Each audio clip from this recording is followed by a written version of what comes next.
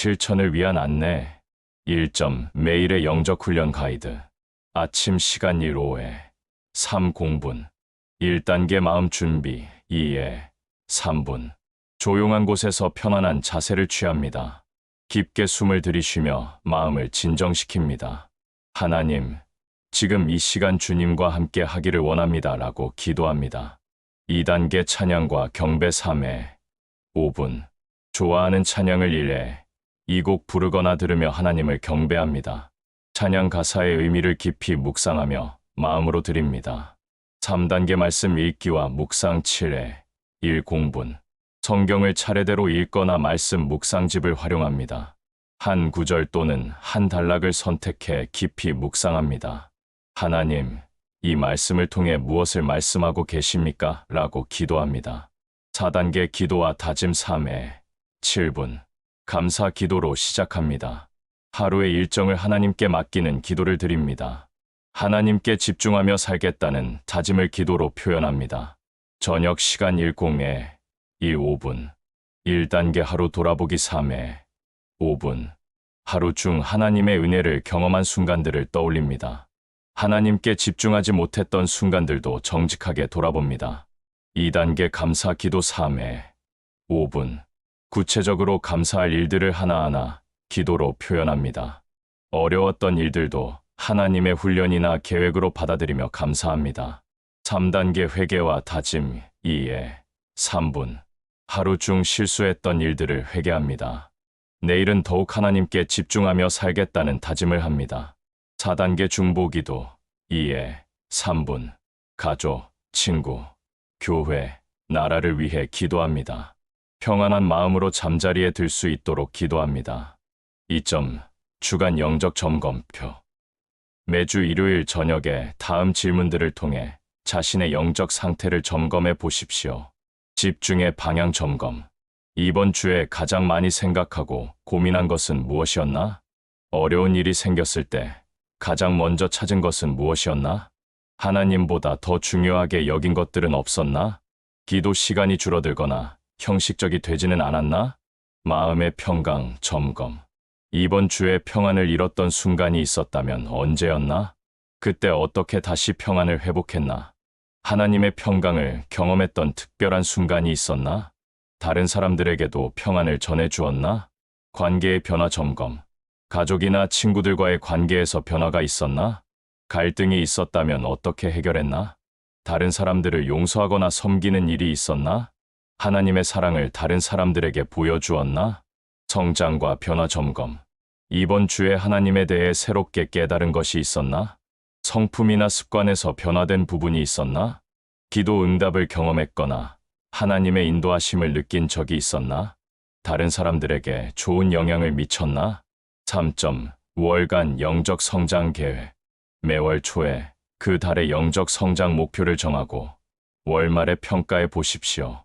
1주차 집중력 강화 주간 목표 하나님께 집중하는 시간과 질을 높이기 실천 방안 기도 시간을 5분씩 늘려보기 말씀 묵상 시 한 구절을 더 깊이 묵상하기 일상에서 하나님을 인정하는 횟수 늘리기 2주차 평강 체험 주간 목표 하나님의 평강을 더 깊이 경험하기 실천 방안 불안하거나 걱정될 때 즉시 하나님께 기도하기 감사 제목을 매일 3개 이상 찾기 평안을 주는 찬양이나 말씀 구절 암송하기 3주차 관계 개선 주간 목표 하나님의 사랑으로 관계 개선하기 실천 방안 가족이나 친구들에게 더 많은 관심 보이기 용서해야 할 사람이 있다면 용서하기 섬김의 기회 찾아서 실천하기 4주차 전체 점검 및 계획 수정 주간 목표 한 달 동안의 성장 정도 평가하고 다음 달 계획 세우기 실천 방안 한 달 동안의 기록들 정리하고 돌아보기 잘된 점과 부족한 점 파악하기 다음 달 목표와 계획 구체적으로 세우기 4점 연간 영적 여정 로드맵 1년을 통해 하나님께 집중하는 삶이 점진적으로 발전해 나가도록 단계별 목표를 제시합니다. 1회 3개월 기초 다지기 매일의 영적 훈련 습관 정착시키기 하나님께 집중하는 것이 무엇인지 체험적으로 이해하기 기본적인 평강 경험하기. 4회 6개월 깊이 더하기. 기도와 말씀 묵상의 질 높이기. 어려운 상황에서도 하나님께 집중하는 법 배우기. 관계에서 하나님의 사랑 실천하기. 7회 9개월 폭넓히기. 다른 사람들에게도 평강 전하기. 섬김과 전도에 참여하기. 공동체 안에서의 역할 확대하기. 1공에 2개월 성숙하기. 상황을 초월하는 평강 경험하기. 다른 사람들을 영적으로 도우기. 하나님께 집중하는 삶을 다른 사람들에게 모델링하기. 이 모든 과정을 통해 하나님께서는 여러분을 평강의 평강으로 지켜주실 것이며 여러분의 삶은 하나님의 영광을 드러내는 아름다운 간증이 될 것입니다. 하나님께 집중하는 삶으로의 여정에 여러분을 초대합니다. 이 여정에서 하나님의 놀라운 평강과 축복을 경험하시기를 주님의 이름으로 축복합니다. 순서 정하기 찬양, 기도, 말씀 읽기, 묵상, 기도 등의 순서를 정해서 체계적으로 진행합니다. 순서가 있으면 더 집중하기 쉽고 빠뜨리는 것도 방지할 수 있습니다. 기록하는 습관 말씀을 통해 받은 은혜나 기도 제목, 하나님께 받은 감동 등을 기록해 둡니다. 이런 기록들은 나중에 하나님의 은혜를 기억하는데 큰 도움이 됩니다. 일상에서 하나님 인정하기의 구체적 실천. 일상의 작은 일들에서도 하나님을 인정하는 습관을 길러야 합니다. 결정 전 기도하기. 중요한 결정을 내릴 때는 물론이고 사소한 선택을 할 때도 하나님, 어떤 것이 주님의 뜻일까요? 라고 묻는 습관을 만듭니다. 감사 표현하기. 좋은 일이 생겼을 때 하나님 감사합니다 라고 즉시 표현하는 습관을 기릅니다. 작은 것에서부터 큰 것까지 모든 것을 하나님의 은혜로 받아들입니다. 도움 요청하기. 어려운 일이 생겼을 때 사람이나 다른 방법을 먼저 찾기 전에 하나님께 먼저 도움을 요청합니다. 대화에서 하나님 언급하기. 다른 사람들과 대화할 때도 자연스럽게 하나님의 은혜나 인도하심에 대해 이야기합니다. 어려움에 대한 새로운 반응 패턴 개발. 문제 중심에서 하나님 중심으로의 전환. 어려움이 닥칠 때의 반응을 의식적으로 바꾸어야 합니다. 첫 반응 점검하기. 문제가 생겼을 때 첫 번째 반응이 무엇인지 의식적으로 점검합니다. 당황하거나 불안해하는 대신 하나님, 이 상황에서 주님의 뜻이 무엇입니까? 라고 묻는 습관을 기릅니다. 문제보다 큰 하나님. 문제에 집중하기보다는 그 문제보다 훨씬 크신 하나님께 집중합니다. 이 문제가 하나님께는 어떤 의미일까? 하나님이 이를 통해 무엇을 가르치시려 하실까?를 생각합니다. 과거 은혜 기억하기. 현재의 어려움을 볼 때 과거에 하나님이 어떻게 도우셨는지를 기억합니다. 그때도 하나님이 도우셨는데 이번에도 도우실 것이다 라는 확신을 갖습니다. 기도로 시작하기. 인간적인 해결책을 찾기 전에 먼저 기도로 시작합니다. 하나님의 지혜와 인도하심을 구합니다. 스트레스와 불안을 다루는 새로운 방법. 호흡. 기도. 숨을 들이쉴 때는 하나님, 내쉴 때는 감사합니다. 또는 도와주세요라고 기도합니다. 이렇게 하면 불안한 마음이 점차 평안해집니다. 찬양으로. 극복. 불안하거나 두려울 때 의식적으로 찬양을 부릅니다. 찬양은 마음의 방향을 하나님께로 돌리는 가장 효과적인 방법 중 하나입니다. 말씀 암송. 평안과 위로를 주는 성경 구절들을 암송해 두고 어려운 상황에서 이를 되뇌며 마음을 진정시킵니다. 감사 생활의 체계화와 실천 방법들. 감사의 습관을 길러야 합니다. 감사는 하나님께 집중하는 가장 좋은 방법 중 하나입니다. 매일의 감사 실천. 감사 일기. 매일 저녁 그날 있었던 감사할 일들을 3회 5가지 기록합니다. 큰 일뿐만 아니라 작은 일상의 은혜들도 빠뜨리지 않고 기록합니다. 감사 기도. 잠자리에 들기 전이나 기상 후에 하나님께 감사 기도를 드립니다. 구체적으로 무엇에 감사한지를 명시합니다. 감사 표현. 다른 사람들에게도 감사를 표현하는 습관을 기릅니다. 이는 하나님께 대한 감사를 연습하는 좋은 방법입니다. 주기적 감사 실천. 주간 감사. 매주 일요일에 그 주간에 받은 하나님의 은혜들을 정리해서 감사드립니다. 월간 감사. 매월 말에 그 달에 받은 특별한 은혜들을 기록하고 감사드립니다. 연간 감사해가 바뀔 때 지난 한 해 동안 받은 하나님의 은혜들을 종합해서 감사드립니다. 공동체 생활에서의 적용. 하나님께 집중하는 삶은 개인적인 차원에서만 이루어지는 것이 아닙니다. 가족, 교회, 직장, 지역사회 등 우리가 속한 모든 공동체에서도 적용되어야 합니다. 가족 안에서의 적용. 가족 예배 가족들과 함께 하나님을 예배하는 시간을 정기적으로 갖습니다. 함께 찬양하고, 기도하고, 말씀을 나누는 시간을 만듭니다. 식사 전 감사 기도. 매 식사 전에 하나님께 감사 기도를 드립니다. 단순히 형식적으로 하지 말고 그날의 특별한 감사 제목을 포함시킵니다. 어려운 일 함께 기도. 가족 중 누군가 어려운 일을 당했을 때 함께 기도해 줍니다. 인간적인 조언만 하지 말고 함께 하나님께 의지합니다. 하나님의 인도하심 나누기. 각자가 경험한 하나님의 인도하심이나 은혜를 가족들과 나눕니다. 교회 공동체에서의 적용. 기도 모임 참여. 교회의 기도 모임에 적극적으로 참여합니다. 혼자 기도하는 것도 중요하지만 함께 기도할 때 더 큰 은혜를 경험할 수 있습니다. 말씀 나눔. 소그룹이나 성경 공부에 참여해서 말씀을 함께 나누고 적용점을 찾습니다. 서로 격려. 다른 성도들을 격려하고 기도해 줍니다. 어려워하는 사람들에게는 위로를 주고 기뻐하는 사람들과는 함께 감사드립니다. 섬김의 기회. 교회 내에서 다양한 섬김의 기회를 찾아서 참여합니다. 섬김을 통해 하나님을 경험하고 다른 사람들에게도 하나님의 사랑을 전할 수 있습니다. 직장에서의 적용. 정직한 삶. 직장에서도 하나님의 뜻에 따라 정직하고 성실하게 일합니다. 동료들과의 관계. 동료들을 사랑으로 대하고 갈등이 생겼을 때는 용서와 화해를 추구합니다. 업무에서의 최선. 하나님께 영광을 돌리기 위해 맡은 일에 최선을 다합니다. 기회가 될 때 증거. 적절한 기회가 되면 자연스럽게 신앙을 증거합니다. 기대할 수 있는 변화들과 그 과정. 하나님께 집중하는 삶을 살기 시작하면 어떤 변화들을 기대할 수 있을까요? 이런 변화들은 하루아침에 일어나지는 않지만 지속적으로 하나님께 집중할 때 점진적으로 나타나게 됩니다. 내면의 변화들. 평강의 경험. 내면의 평강이 가장 먼저 경험될 것입니다. 외부 상황이 아직 변하지 않았어도 마음 깊은 곳에서부터 평안이 찾아올 것입니다. 이는 하나님과의 관계가 회복되고 그분을 신뢰하게 될 때 자연스럽게 따라오는 결과입니다. 감정의 안정. 감정의 기복이 줄어들고 더 안정된 감정 상태를 유지할 수 있게 됩니다. 외부 상황에 따라 일희일비하지 않고 하나님 안에서 일관된 평안을 누릴 수 있습니다. 불안과 걱정의 감소. 미래에 대한 불안이나 현재의 문제들에 대한 과도한 걱정이 줄어듭니다. 모든 것을 주관하시는 하나님을 신뢰하게 되면서 불필요한 걱정에서 해방됩니다. 감사의 마음 증가. 일상의 작은 것들에서도 하나님의 은혜를 발견하고 감사하게 됩니다. 당연하게 여겼던 것들이 하나님의 특별한 은혜로 보이기 시작합니다. 기쁨의 회복. 상황에 의존하지 않는 진정한 기쁨을 회복하게 됩니다. 하나님과의 관계에서 오는 기쁨은 외부 조건과 상관없이 지속될 수 있습니다.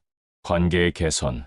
하나님의 사랑을 경험한 사람은 다른 사람들을 더 사랑할 수 있게 됩니다. 용서의 능력. 다른 사람들을 용서하기가 쉬워집니다. 하나님께 많은 용서를 받았다는 것을 깨달을 때 다른 사람들의 잘못도 용서할 수 있게 됩니다. 인내심 증가. 다른 사람들의 부족함이나 실수에 대해 더 인내할 수 있게 됩니다. 하나님이 자신을 참고 기다려 주셨다는 것을 깨달을 때 다른 사람들에게도 같은 인내를 베풀 수 있습니다. 섬기는 마음. 자신이 먼저 받기를 원하기보다는 다른 사람들을 섬기고 싶어 하는 마음이 생깁니다. 하나님의 사랑으로 채워졌기 때문에 다른 사람들에게 나누어 줄 수 있는 여유가 생깁니다. 진실한 소통. 표면적이고 형식적인 관계에서 벗어나 더 깊고 진실한 관계를 추구하게 됩니다. 화해의 노력. 깨어진 관계들을 회복시키려는 노력을 하게 됩니다. 먼저 다가가서 화해를 시도하는 용기가 생깁니다. 지혜로운 결정 능력. 하나님의 뜻 분별. 하나님께 집중하는 사람은 하나님의 뜻을 분별하는 능력이 자라나게 됩니다. 기도하며 말씀을 묵상하는 가운데 하나님의 음성을 듣고 그분의 뜻을 깨달을 수 있게 됩니다. 균형 잡힌 판단. 감정에 치우치거나 편견에 사로잡히지 않고 균형 잡힌 판단을 할 수 있게 됩니다. 하나님의 관점에서 상황을 바라보게 되면서 더 객관적이고 지혜로운 판단이 가능해집니다. 장기적 관점. 당장의 유익만을 추구하지 않고 장기적인 관점에서 결정을 내릴 수 있게 됩니다. 하나님의 영원한 계획을 의식하게 되면서 단기적인 손해를 감수하더라도 옳은 선택을 할 수 있습니다. 타이밍의 지혜, 언제 행동하고 언제 기다려야 하는지에 대한 지혜가 생깁니다. 성급하게 서두르지 않고 하나님의 때를 기다릴 줄 아는 지혜가 자랍니다. 기도, 응답의 증가. 기도, 응답의 경험 증가. 하나님께 집중하는 삶을 살면 기도, 응답의 경험이 늘어날 것입니다. 이는 하나님이 더 많이 들어주시는 것이 아니라 우리가 하나님의 뜻에 맞는 기도를 드리게 되고 또한 하나님의 응답을 더 잘 인식하게 되기 때문입니다. 기도의 질적 변화, 자신의 욕심이나 필요만을 구하는 기도에서 하나님의 뜻을 구하는 기도로 변화합니다. 제 뜻대로 마시고 아버지의 뜻대로 하옵소서라는 예수님의 기도가 우리 기도의 모델이 됩니다. 기도 응답에 대한 민감성, 하나님의 응답을 더 잘 알아챌 수 있게 됩니다. 이전에는 우연의 일치로 여겼던 일들도 하나님의 응답으로 인식하게 됩니다. 감사하는 기도, 구하는 기도보다 감사하는 기도가 늘어납니다. 이미 받은 은혜들에 대한 감사가 새로운 은혜를 받는 통로가 됩니다. 영적 성장의 가속화. 하나님과의 관계 심화. 하나님과의 관계가 깊어지면서 영적 성장이 가속화될 것입니다. 하나님을 더 깊이 알게 되고 그분의 사랑을 더 풍성히 경험하게 됩니다. 성경 이해력 증가. 말씀을 읽을 때 이전에는 보이지 않던 의미들이 드러나기 시작합니다. 성령께서 말씀을 깨닫게 해주시기 때문입니다. 영적 분별력 향상. 선악을 분별하는 능력. 하나님의 뜻과 사탄의 유혹을 구분하는 능력이 자라납니다. 성품의 변화. 예수님을 닮아가는 성품의 변화가 나타납니다. 사랑, 기쁨, 화평, 오래 참음, 자비, 양선, 충성, 온유, 절제의 열매들이 삶에 나타나기 시작합니다. 사명의식 증가. 하나님이 자신을 부르신 목적과 사명을 더 분명히 깨닫게 됩니다. 개인적인 성공이나 행복을 넘어서 하나님의 나라를 위한 삶을 살고 싶어 하게 됩니다. 지속하기 위한 실제적 조언들. 하나님께 집중하는 삶을 시작하는 것도 중요하지만 그것을 지속하는 것은 더욱 중요합니다. 처음에 열심히 식어버리거나 어려움에 부딪혀서 포기하지 않도록 다음과 같은 조언들을 제시합니다. 완벽주의를 피하라. 완벽을 추구하지 마십시오. 때로는 하나님께 집중하지 못하고 다른 곳에 마음을 빼앗길 수도 있습니다.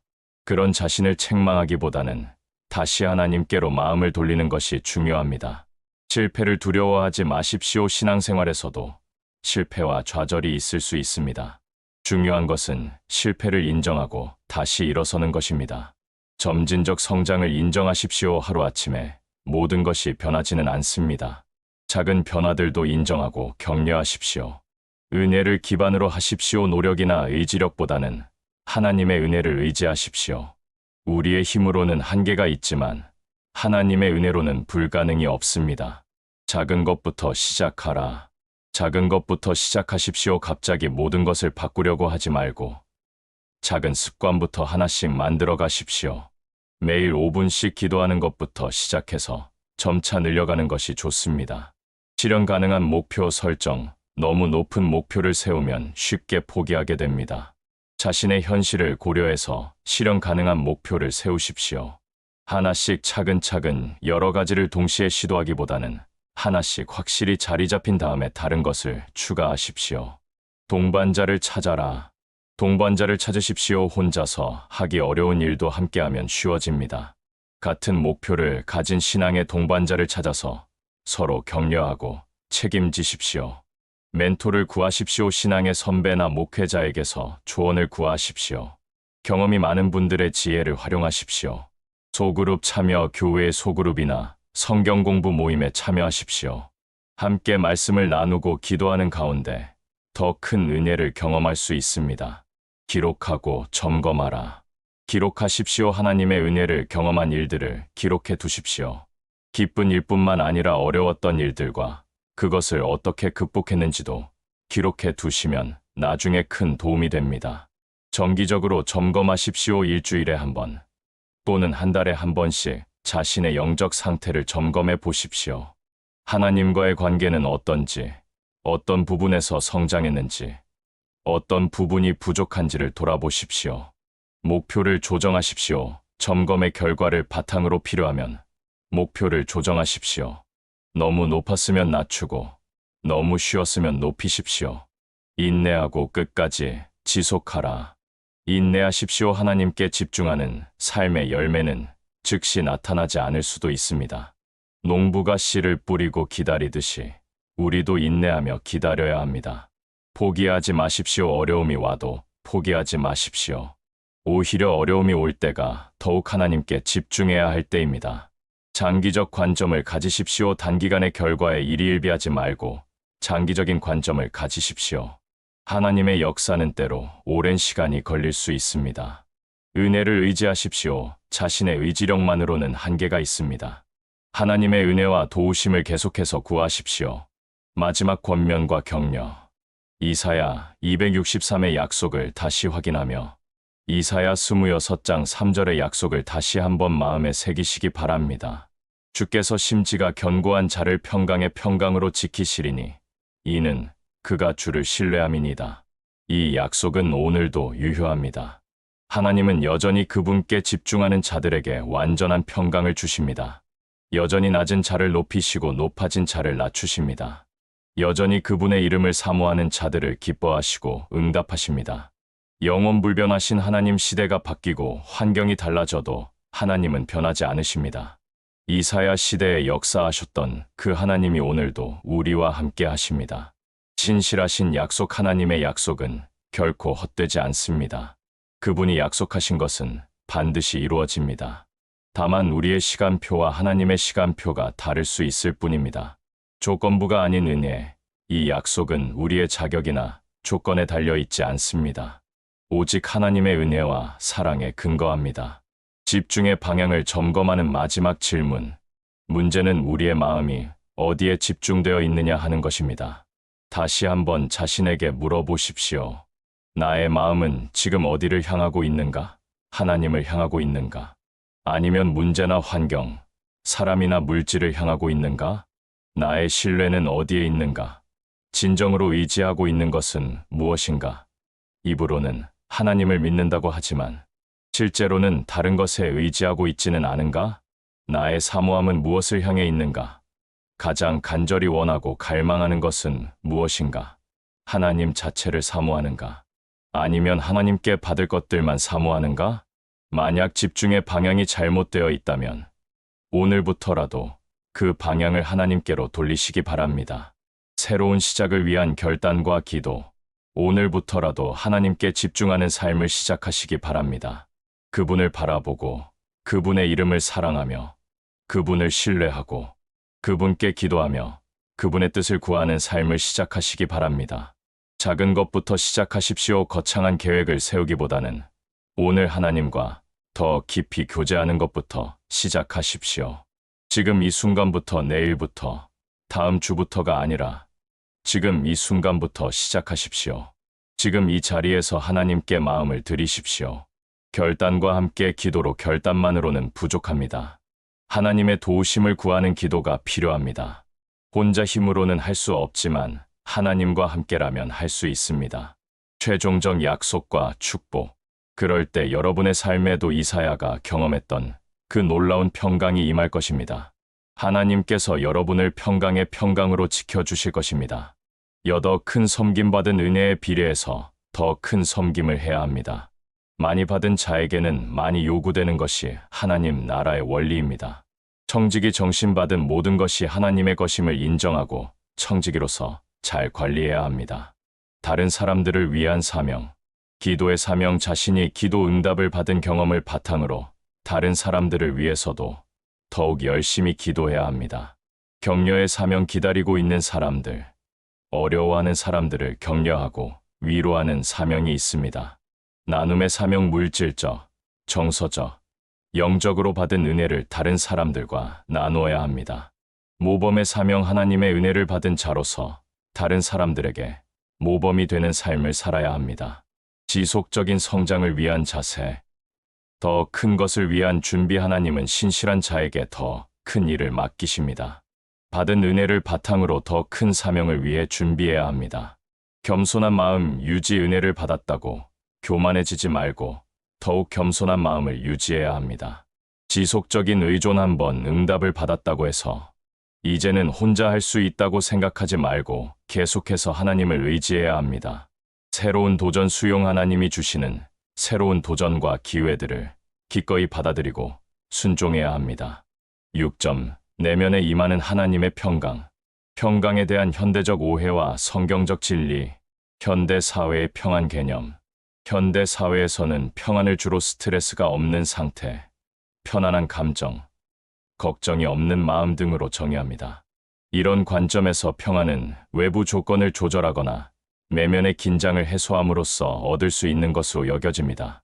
심리학적 평안. 현대 심리학에서는 평안을 스트레스가 없는 상태, 불안이 해소된 상태로 정의합니다. 이를 위해 다양한 기법들 명상, 이완법, 인지치료 등을 제시합니다.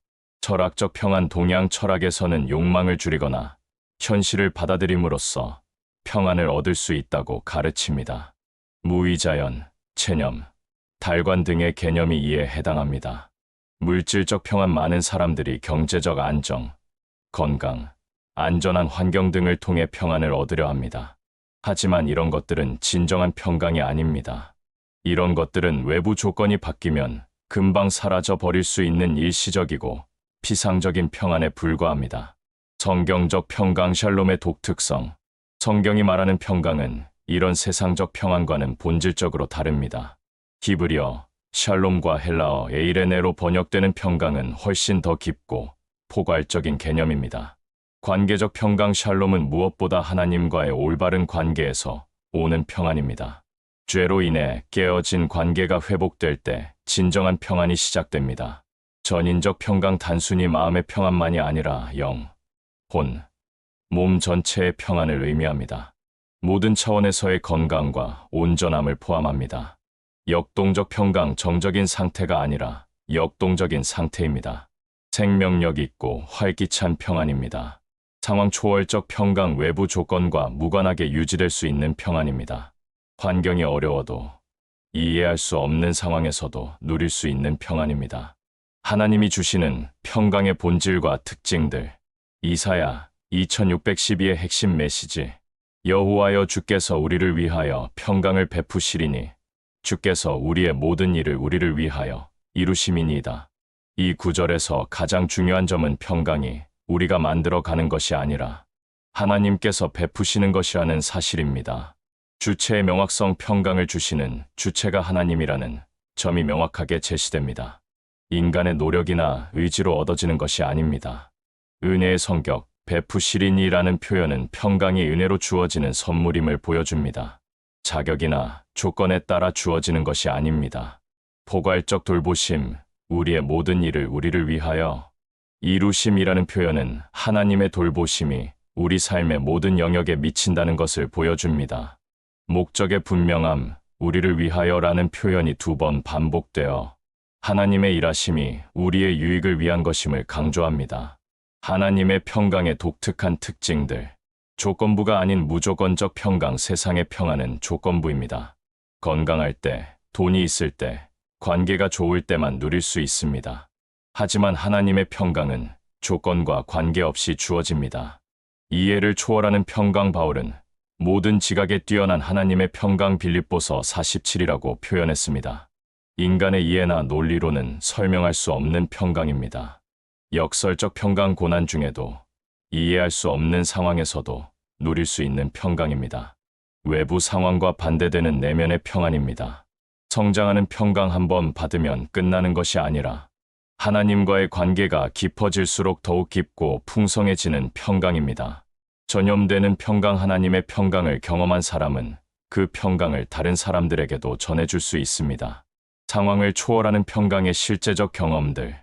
고난 중에서 경험하는 평강. 하나님의 진정한 평강은 모든 것이 잘 풀릴 때보다 오히려 어려운 상황에서 더욱 선명하게 드러납니다. 질병 중에서의 평강. 육체적 고통 속에서도 영혼은 평안할 수 있습니다. 하나님의 사랑과 돌보심을 확신할 때, 질병까지도 하나님의 계획 안에 있음을 믿을 때 이런 평강이 임합니다. 경제적 어려움 중에서의 평강. 물질적으로 부족할 때도 하나님의 공급하심을 신뢰하는 평강이 있습니다. 일용할 양식을 주시는 하나님을 신뢰할 때 경제적 불안을 초월하는 평강을 경험할 수 있습니다. 관계의 갈등 중에서의 평강, 인간관계에서 오는 상처와 갈등 속에서도 하나님의 사랑 안에서 평안을 누릴 수 있습니다. 사람들의 평가보다 하나님의 사랑이 더 중요함을 알 때 이런 평강이 임합니다. 미래의 불확실성 속에서의 평강, 앞이를 알 수 없는 상황에서도 모든 것을 아시고 인도하시는 하나님을 신뢰할 때 평강을 누릴 수 있습니다. 성경 인물들의 평강 경험. 다니엘의 경험, 사자굴에 던져지기 전에도 평안했고 사자굴 속에서도 평안을 유지했습니다. 이는 하나님을 신뢰하는 확고한 믿음에서 나온 평강이었습니다. 바울과 실라의 경험, 감옥에 갇혀 있으면서도 찬양할 수 있었던 것은 상황을 초월하는 하나님의 평강이 있었기 때문입니다. 예수님의 경험, 십자가를 앞두고도 내가 너희에게 평안을 끼치노니 곧 나의 평안을 너희에게 주노라, 요한복음 1427고 말씀하실 수 있었던 것은 아버지 하나님과의 완전한 연합에서 오는 평강이 있었기 때문입니다. 평강이 시작되는 자리와 그 과정, 내면에서 시작되는 변화, 하나님께 집중하는 사람은 바로 그 자리에 서게 됩니다. 평강은 외부 환경이 아니라 내면의 중심에서 시작됩니다.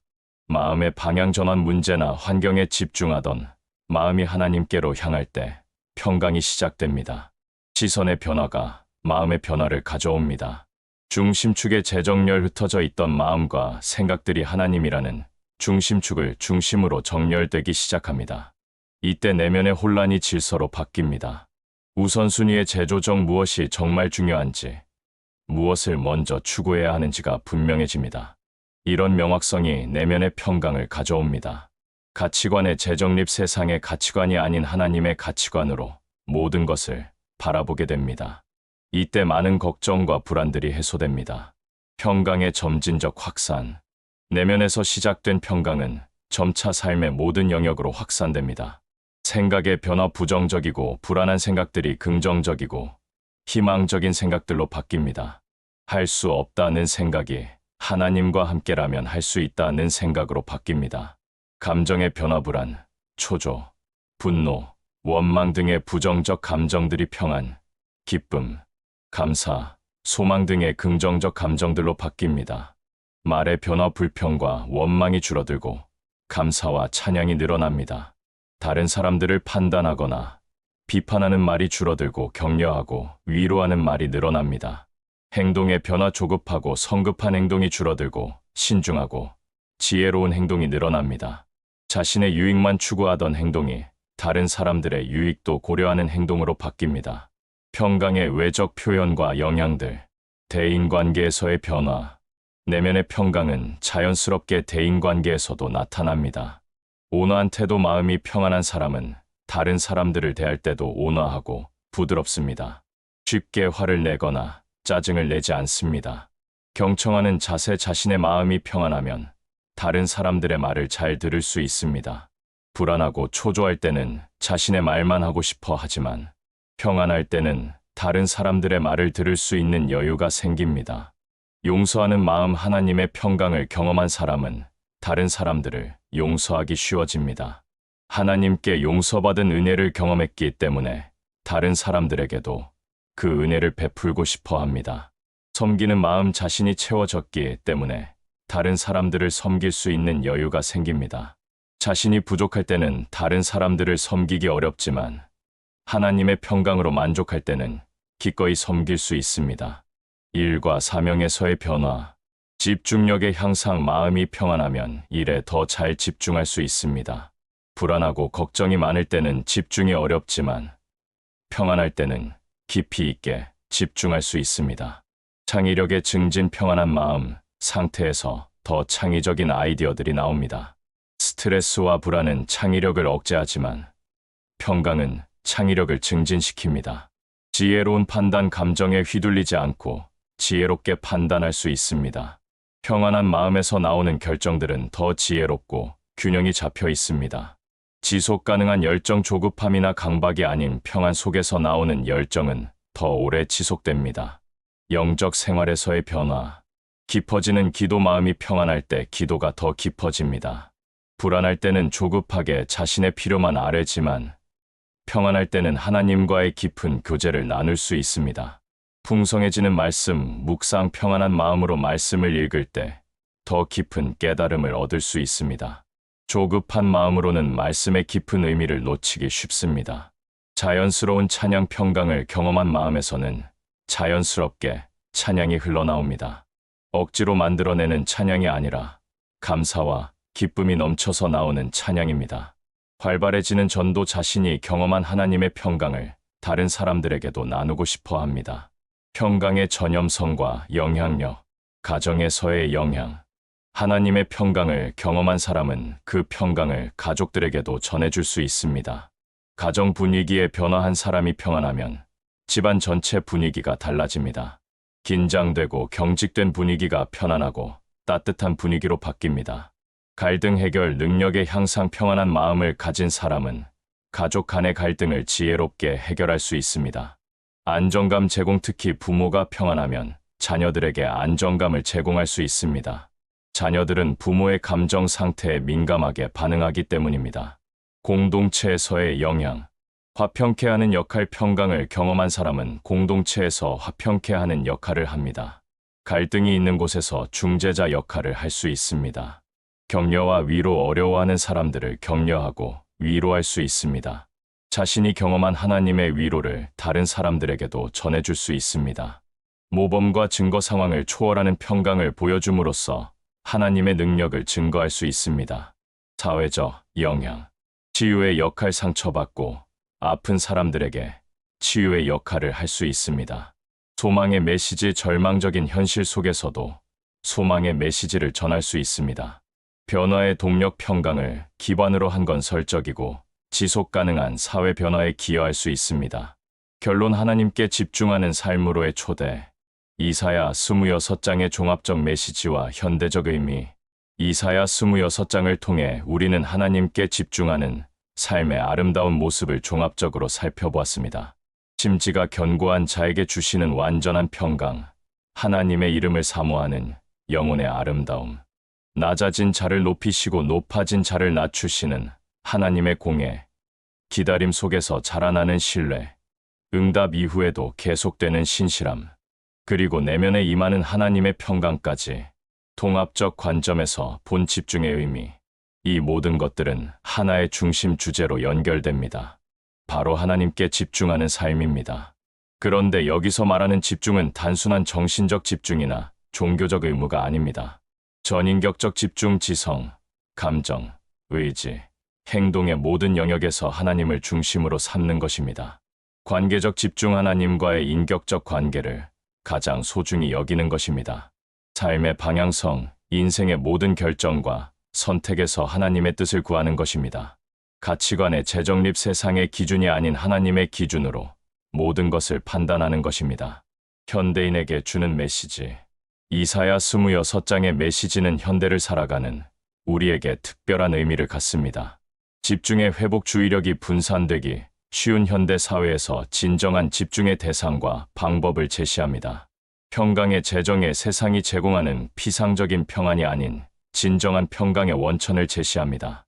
가치관의 전환, 경쟁과 성취 중심의 현대 사회에서 진정한 성공과 행복의 기준을 제시합니다.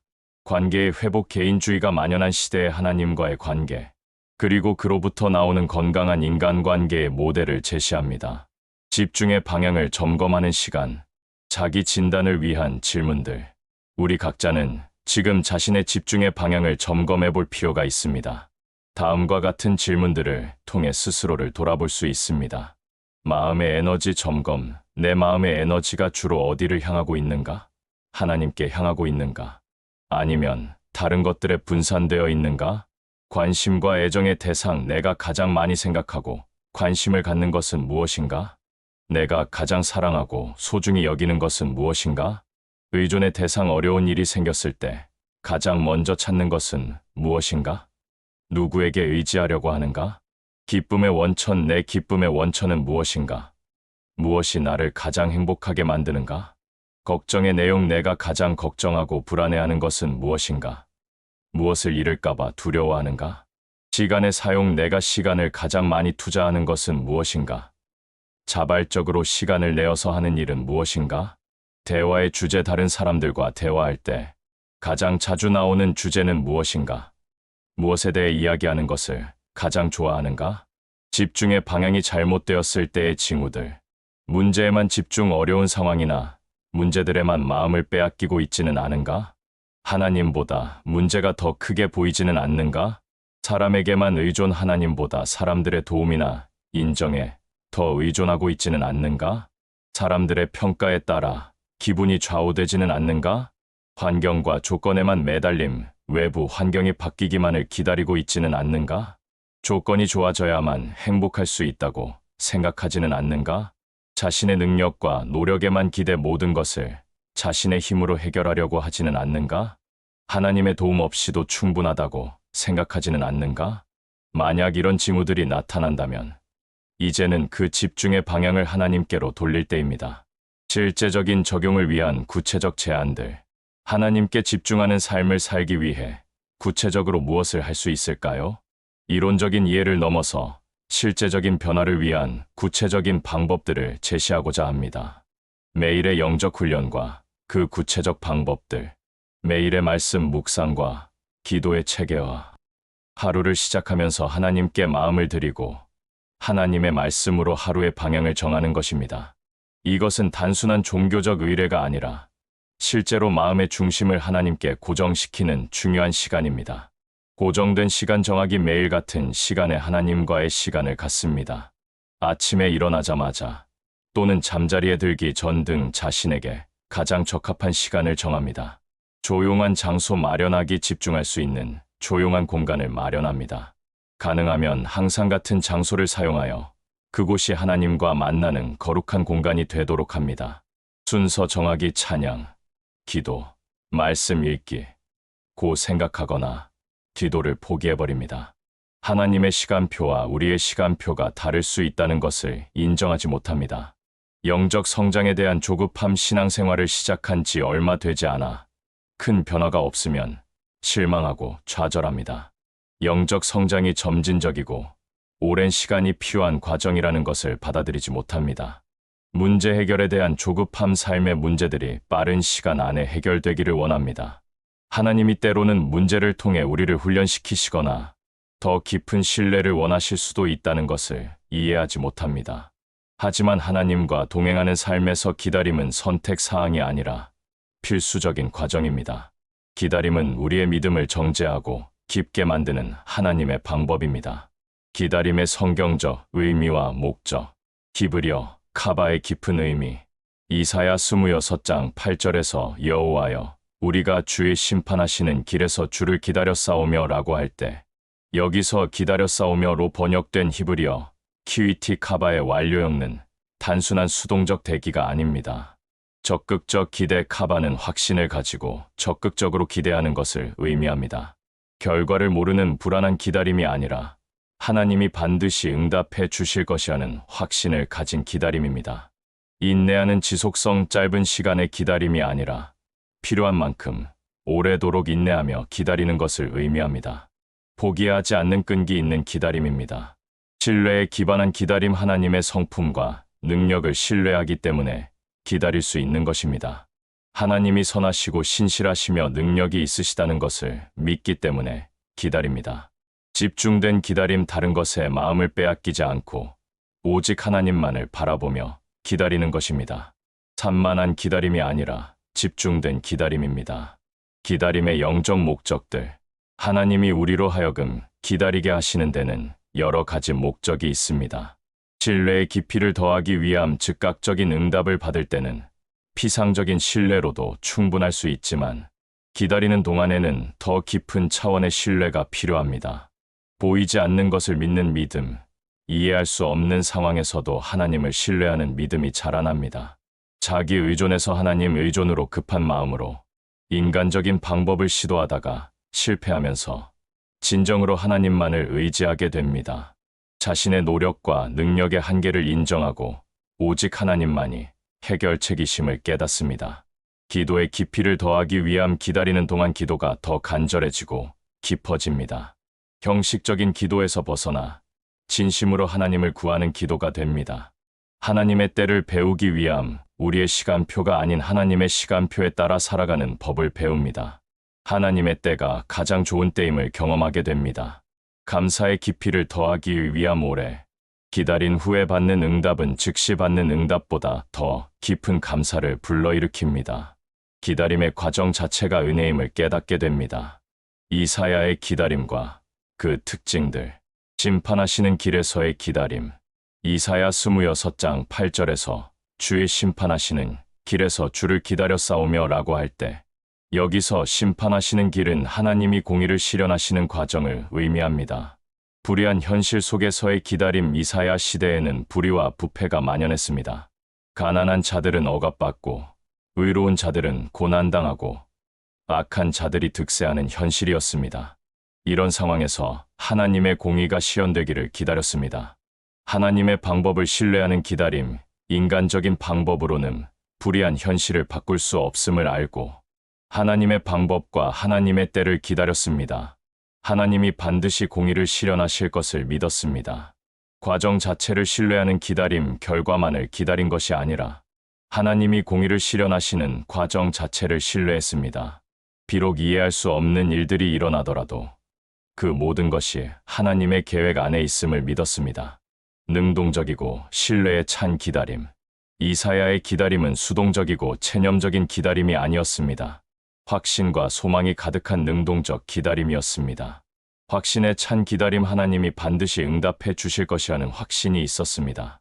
언제 어떻게 응답해 주실지는 몰라도 반드시 응답해 주실 것이라는 믿음이 있었습니다. 소망에 찬 기다림. 절망적인 현실 속에서도 하나님이 주실 미래에 대한 소망을 품고 기다렸습니다. 현재의 어려움이 영원하지 않을 것이라는 확신이 있었습니다. 기쁨이 있는 기다림. 억지로 참는 기다림이 아니라 기쁨이 있는 기다림이었습니다. 하나님과 동행하는 그 자체에서 기쁨을 찾았습니다. 기다림과 사모함의 결합. 기다림 속에서도 계속되는 사모함. 이사야는 그런 기다림 속에서도 하나님의 이름을 사모했다고 고백합니다. 여기서 중요한 것은 하나님께 집중하는 삶에서는 기다림과 사모함이 함께 가야 한다는 것입니다. 억지가 아닌 사랑의 기다림. 단순히 억지로 버티는 것이 아니라 하나님의 이름을 사랑하기 때문에 기다리는 것입니다. 사랑하는 사람을 기다리는 것은 고통이 아니라 기쁨입니다. 목적이 있는 기다림. 무작정 기다리는 것이 아니라 하나님을 더 깊이 알고 사랑하기 위해 기다리는 것입니다. 기다리는 시간 자체가 하나님을 알아가는 소중한 시간이 됩니다. 성장이 있는 기다림. 기다리는 동안 신앙이 성장하고 성품이 변화되고 하나님에 대한 사랑이 깊어집니다. 기다림이 손실이 아니라 유익이 됩니다. 사모함이 기다림을 지속 가능하게 만드는 원리. 사모함이 없는 기다림은 오래 지속될 수 없습니다. 의무감이나 체념만으로는 긴 기다림을 견딜 수 없습니다. 하지만 사랑과 사모함이 있는 기다림은 오래 지속될 수 있습니다. 동기의 차이. 의무감으로 기다리면 고통스럽지만 사랑으로 기다리면 기다림 자체가 기쁨이 됩니다. 에너지의 원천. 사모함이 기다림을 지속할 수 있는 에너지를 공급해 줍니다. 하나님을 사모하는 마음이 클수록 더 오래 기다릴 수 있습니다. 의미의 발견. 기다리는 시간을 무의미한 공백이 아니라 하나님과의 관계를 더욱 깊게 하는 소중한 시간으로 여기게 됩니다.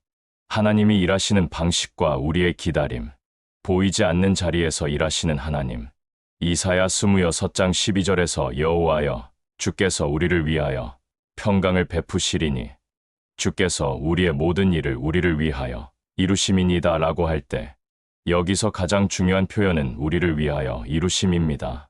우리가 보지 못하는 곳에서의 역사. 하나님은 우리가 보지 못하는 자리에서도 반드시 일하고 계십니다. 겉으로는 아무 일도 일어나지 않는 것 같아 보여도 하나님은 보이지 않는 곳에서 모든 것을 준비하고 계십니다. 우리를 위한 최선의 계획. 하나님이 하시는 모든 일은 우리를 위한 것입니다. 때로는 이해할 수 없고 고통스러울 수도 있지만 궁극적으로는 우리의 유익을 위한 것입니다. 완전한 해결책의 준비. 하나님은 부분적이고 임시적인 해결책이 아니라 완전하고 영구적인 해결책을 준비하고 계십니다. 그래서 시간이 더 걸릴 수 있지만 그 결과는 더욱 완벽합니다. 하나님의 시간표와 우리의 시간표. 하나님의 영원한 관점. 하나님은 영원한 관점에서 모든 것을 보십니다. 우리에게는 긴 시간으로 느껴지는 것도 하나님께는 찰나의 순간일 수 있습니다. 최적의 타이밍. 하나님은 모든 조건이 최적일 때 응답해 주십니다. 우리가 준비되었을 때, 환경이 적절할 때, 그 응답이 가장 유익할 때 주십니다. 관련된 모든 요소들의 고려. 우리는 우리 개인의 상황만 보지만 하나님은 우리와 관련된 모든 사람들, 모든 상황들을 종합적으로 고려하여 최선의 때에 응답해 주십니다. 기다림을 통한 영적 성수. 인내의 열매. 기다림을 통해 인내가 자랍니다. 인내는 성품의 중요한 요소이며 영적 성숙의 지표입니다. 의존에 깊이 기다리는 동안 자기 의존에서 하나님 의존으로 더욱 깊이 나아가게 됩니다. 감사에 깊이 오래 기다린 후에 받는 은혜는 더욱 깊은 감사를 불러일으킵니다. 신뢰의 질 좋을 때만 하나님을 신뢰하는 것이 아니라 어려울 때도, 이해할 수 없을 때도 하나님을 신뢰하는 성숙한 믿음이 자랍니다. 기다림의 실제적 방법들. 기다림을 견디는 실제적 방법들. 하나님의 과거 은혜. 기억하기. 과거에 하나님이 어떻게 도우셨는지를 기억하고 기록해 둡니다. 현재의 어려움 속에서도 과거의 은혜를 떠올리며 희망을 갖습니다. 말씀으로 마음 강건하게 하기. 기다림에 대한 성경의 약속들을 찾아서 묵상하고 암송합니다. 여호와를 바라는 자는 새 힘을 얻으리니. 이사야 4031와 같은 말씀들이 큰 위로가 됩니다. 기도 생활 더욱 깊게 하기. 기다리는 동안 기도의 질과 양을 늘려갑니다. 간구의 기도뿐만 아니라 찬양과 감사의 기도도 함께 드립니다. 동역자들과 함께 기다리기. 혼자 기다리기보다는 믿음의 동료들과 함께 기도하고 격려하며 기다립니다. 기다림을 유익하게 만드는 방법들. 기다리는 시간을 준비의 시간으로, 응답을 받을 때를 대비해서 준비하는 시간으로 활용합니다. 능력을 기르고 성품을 준비하고 환경을 정돈합니다. 다른 사람을 섬기는 시간으로 자신의 문제에만 매여 있지 않고 다른 사람들을 돌아보고 섬기는 시간으로 활용합니다. 하나님과의 관계를 더욱 깊게 하는 시간으로, 응답에만 관심을 갖지 않고 하나님 자체를 더 깊이 알아가는 시간으로 만듭니다.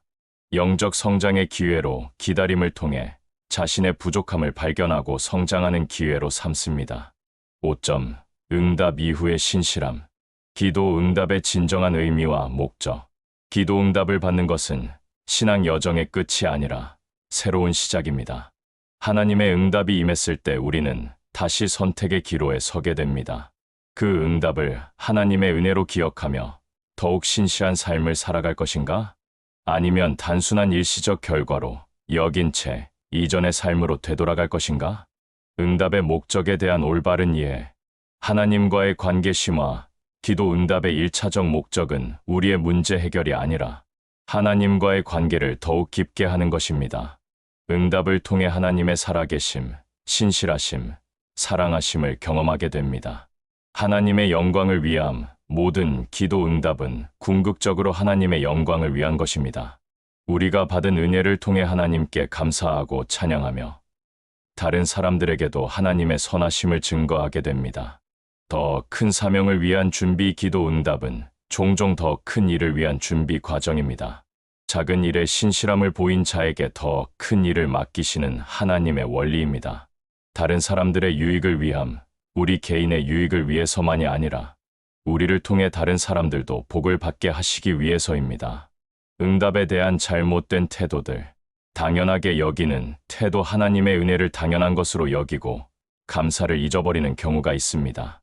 마치 자신의 노력이나 자격 때문에 받은 것처럼 생각하는 것입니다. 독차지하려는 태도. 받은 은혜를 자신만 누리려 하고 다른 사람들과 나누지 않으려는 태도입니다.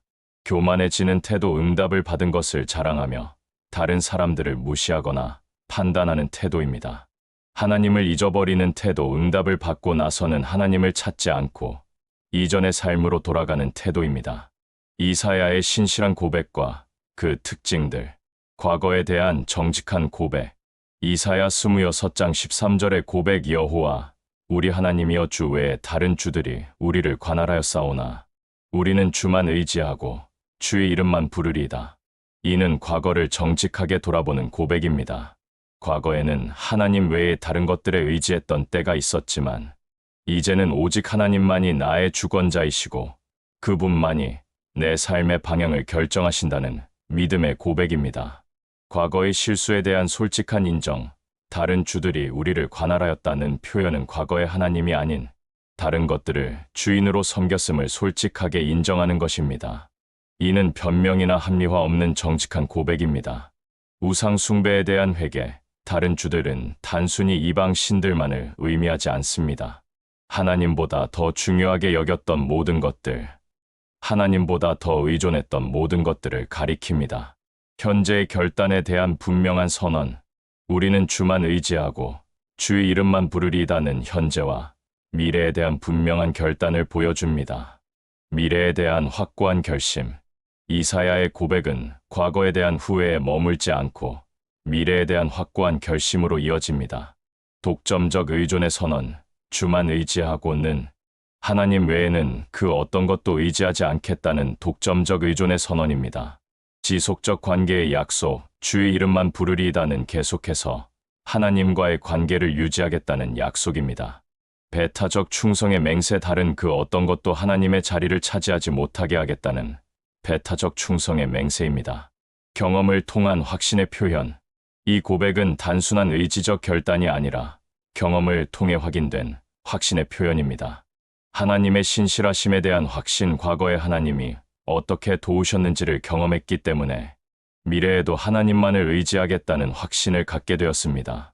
다른 것들의 허무함에 대한 깨달음, 하나님 외에 다른 것들에 의지해 보았지만 결국 실망만 했다는 경험을 통해 오직 하나님만이 참된 의지처임을 깨달았습니다. 하나님의 유일하심에 대한 고백, 여러 가지를 의존해 본 결과 오직 하나님만이 진정한 주인이시고 구원자이심을 고백하게 되었습니다. 지속적인 충성의 중요성과 방법들, 일관성 있는 신앙의 중요성, 하나님께 집중하는 삶은 한 번의 간절함이나 일시적인 열정이 아니라 지속적인 충성에서 그 진실성이 드러납니다. 어려울 때만 하나님을 찾고 좋을 때는 하나님을 잊는다면 그것은 진정한 신앙이 아닙니다.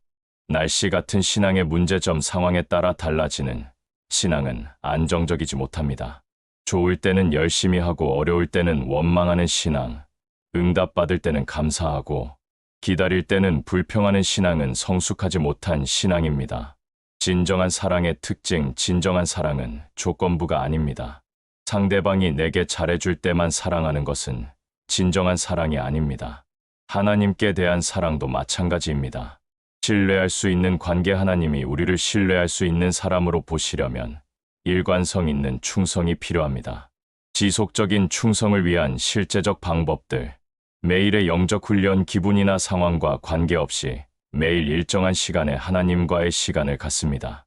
기도, 말씀 읽기, 묵상 등을 습관화합니다. 정기적인 자기 점검, 주기적으로 자신의 신앙 상태를 점검합니다. 하나님과의 관계가 어떤지, 다른 것들에 의존하고 있지는 않은지 돌아봅니다. 공동체와의 연결, 혼자 힘으로는 일관성을 유지하기 어렵기 때문에 믿음의 공동체와 연결되어 서로 격려하고 책임집니다. 은혜에 대한 기억, 과거에 받은 하나님의 은혜들을 기록해 두고 정기적으로 되돌아봅니다. 이것이 감사의 마음과 충성을 지속하게 하는 힘이 됩니다. 작은 일에서부터의 신실함, 큰 일에서만 하나님께 충성하려 하지 말고 작은 일상의 일들에서부터 하나님을 인정하고 의지합니다.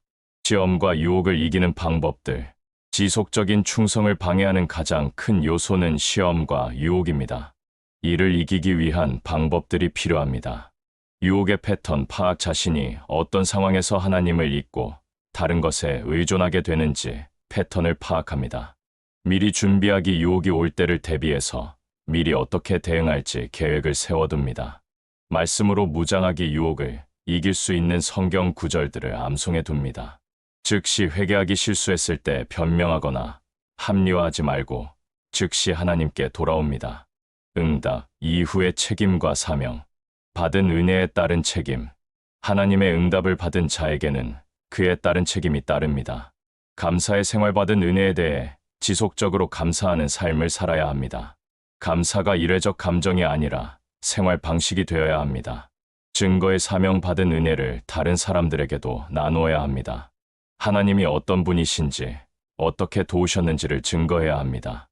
더 큰 섬김받은 은혜샵 하나님께 집중하는 삶, 이사야 26장으로 보는 완전한 평강 확장판, 서론 집중의 힘과 방향, 현대인의 집중력 위기와 그 심층적 원인들.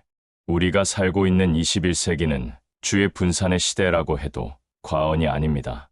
스마트폰, 소셜미디어, 끊임없는 정보의 홍수 속에서 현대인들은 한 가지 일에 깊이 집중하는 능력을 잃어가고 있습니다. 평균적으로 사람들이 하나의 작업에 집중할 수 있는 시간이 8초에 불과하다는 연구 결과도 있습니다. 이러한 집중력 저하의 원인을 더 깊이 살펴보면 단순히 기술의 발전만이 문제가 아닙니다. 현대 사회의 경쟁 문화는 사람들로 하여금 동시에 여러 일을 해야 한다는 강박을 갖게 만들었습니다. 멀티태스킹이 능력으로 여겨지는 사회에서 우리는 점차 하나의 일에 온전히 몰입하는 능력을 잃어가고 있습니다. 더욱 심각한 것은 이런 현상이 단순히 업무나 학습의 영역에만 머물지 않는다는 점입니다. 인간관계에서도 진정한 소통보다는 표면적인 만남을 선호하게 되고 자신의 내면을 깊이 성찰하는 시간을 갖기 어려워졌습니다. 심지어 휴식이나 여가 시간에도 끊임없이 무언가를 하고 있어야 한다는 조급함에 사로잡혀 있습니다. 이러한 현상은 단순히 업무 효율성의 문제를 넘어서 우리의 영적 생활에도 깊은 영향을 미치고 있습니다. 기도할 때도 온갖 생각들이 머릿속을 맴돌고 말씀을 읽을 때도 집중이 되지 않으며 예배 중에도 마음이 여기저기 흩어지는 경험을 하게 됩니다. 집중력 저하가 영성에 미치는 구체적 영향들. 영적 집중력의 저하는 여러 형태로 나타납니다. 첫째, 기도의 질이 현저히 떨어집니다. 기도를 시작해도 몇 분 지나지 않아 다른 생각들이 밀려 들어오고 기도의 내용도 피상적이 되기 쉽습니다. 간절함이나 절실함보다는 의무감이나 관습적 반복이 주를 이루게 됩니다. 둘째, 말씀 묵상의 깊이가 얕아집니다. 성경을 읽어도 글자 그대로만 읽을 뿐, 그 말씀이 내 삶에 어떤 의미를 갖는지 깊이 성찰하지 못합니다. 많은 분량을 읽는 것에는 관심이 있지만 하나의 구절을 깊이 묵상하며 하나님의 음성을 듣는 일은 점점 어려워집니다. 셋째, 예배에 참여해도 진정한 만남이 일어나지 않습니다. 몸은 예배당에 있지만 마음은 다른 곳에 있는 경우가 많아집니다. 찬양을 부르고 설교를 들어도 형식적인 참여에 그칠 뿐 하나님과의 인격적 만남은 경험하지 못합니다. 넷째, 일상 속에서 하나님을 경험하기 어려워집니다. 바쁜 일정과 복잡한 생각들로 인해 하나님이 일상 속에서 어떻게 일하시는지, 어떤 은혜를 베풀고 계시는지를 인식하지 못하게 됩니다. 집중의 회복이 가져오는 영적 각성. 하지만 바로 이런 시대이기 때문에 집중의 능력이 더욱 귀하고 중요해졌습니다. 특히 하나님께 집중하는 능력은 우리의 영적 생활을 결정짓는 핵심 요소가 되었습니다. 진정한 집중을 회복할 때 우리는 놀라운 영적 각성을 경험하게 됩니다. 집중력이 회복되면 기도가 달라집니다. 형식적인 기도에서 벗어나 하나님과의 진정한 대화가 시작됩니다. 자신의 필요만을 아뢰던 기도에서 하나님의 마음을 구하는 기도로 발전합니다. 기도 응답에 대한 경험도 풍성해집니다. 말씀 묵상도 새로운 차원으로 발전합니다. 같은 구절을 읽어도 이전에는 보이지 않던 의미들이 드러나기 시작합니다. 말씀이 단순한 정보가 아니라 살아있는 하나님의 음성으로 다가옵니다. 말씀을 통해 위로받고 도전받고 변화받는 경험을 하게 됩니다. 예배도 완전히 달라집니다. 의무나 관습이 아니라 하나님과의 만남을 사모하게 됩니다. 찬양 한 곡, 기도 한 마디, 설교의 한 문장이 깊은 감동을 주고 삶의 변화를 가져옵니다. 예배가 끝난 후에도 그 은혜가 일주일 내내 지속됩니다. 일상 속에서도 하나님의 임재와 인도하심을 경험하게 됩니다. 작은 일상의 순간들에서도 하나님의 은혜와 사랑을 발견하게 되고 어려운 상황에서도 하나님의 뜻을 분별하며 평안을 유지할 수 있게 됩니다. 집중의 영적 의미와 성경적 근거. 성경에서 말하는 집중은 단순한 정신적 집중력과는 다른 차원의 것입니다. 히브리어로 샤마 듣다, 카바 기다리다, 바타 신뢰하다 등의 단어들이 모두 깊은 집중의 의미를 담고 있습니다. 이는 단순히 정신을 한 곳에 모으는 것을 넘어서 온 존재를 걸고 하나님께 향하는 전인격적 행위입니다. 샤마는 단순히 소리를 듣는 것이 아니라 마음으로 받아들이고 순종하는 것까지를 포함합니다. 하나님의 말씀을 들을 때 우리는 귀로만 듣는 것이 아니라 마음으로 받아들이고 삶으로 실천해야 합니다. 카바는 단순한 기다림이 아니라 적극적인 기대와 소망을 품고 기다리는 것입니다. 하나님의 응답을 기다릴 때 우리는 수동적으로 기다리는 것이 아니라 확신을 가지고 적극적으로 기대하며 기다려야 합니다. 바타는 지적인 동의를 넘어선 전인격적 의존을 의미합니다. 하나님을 신뢰한다는 것은 머리로만 인정하는 것이 아니라 온 존재를 걸고 하나님께 의존하는 것입니다. 구약시대 이스라엘 백성들에게 주어진 쉐마 신명기 64도 바로 이런 집중의 개념을 담고 있습니다. 이스라엘아 들으라, 우리 하나님 여호와는 오직 유일한 여호와이시니라는 이 말씀은 단순히 귀로 듣는 것이 아니라 온 마음과 뜻과 힘을 다해 하나님께 집중하라는 의미입니다. 신약에서 보는 집중의 모델들, 신약 성경에서도 하나님께 집중하는 삶의 아름다운 모델들을 찾을 수 있습니다. 마리아는 예수님의 발 아래 앉아 그분의 말씀에 집중했습니다. 누가복음 1039점.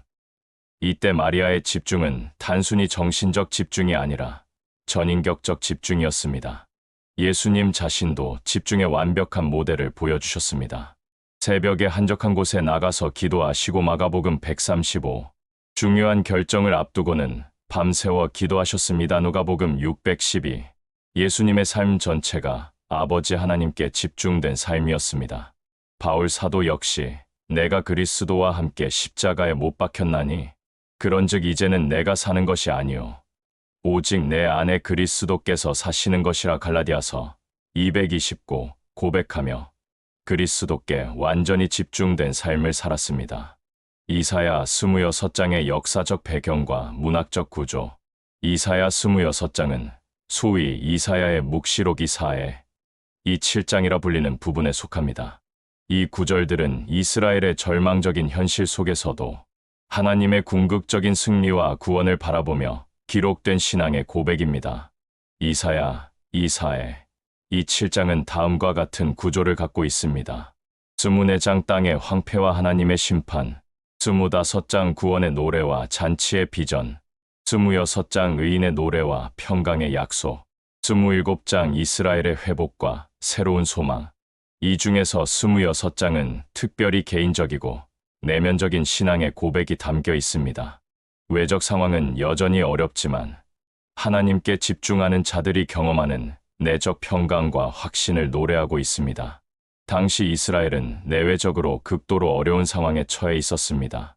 바벨론의 위협, 내부의 분열, 영적 타락 등 모든 면에서 절망적인 현실을 마주하고 있었습니다. 하지만 바로 이런 상황에서 이사야는 하나님께 집중하는 자들에게 임하는 완전한 평강에 대해 증거하고 있습니다.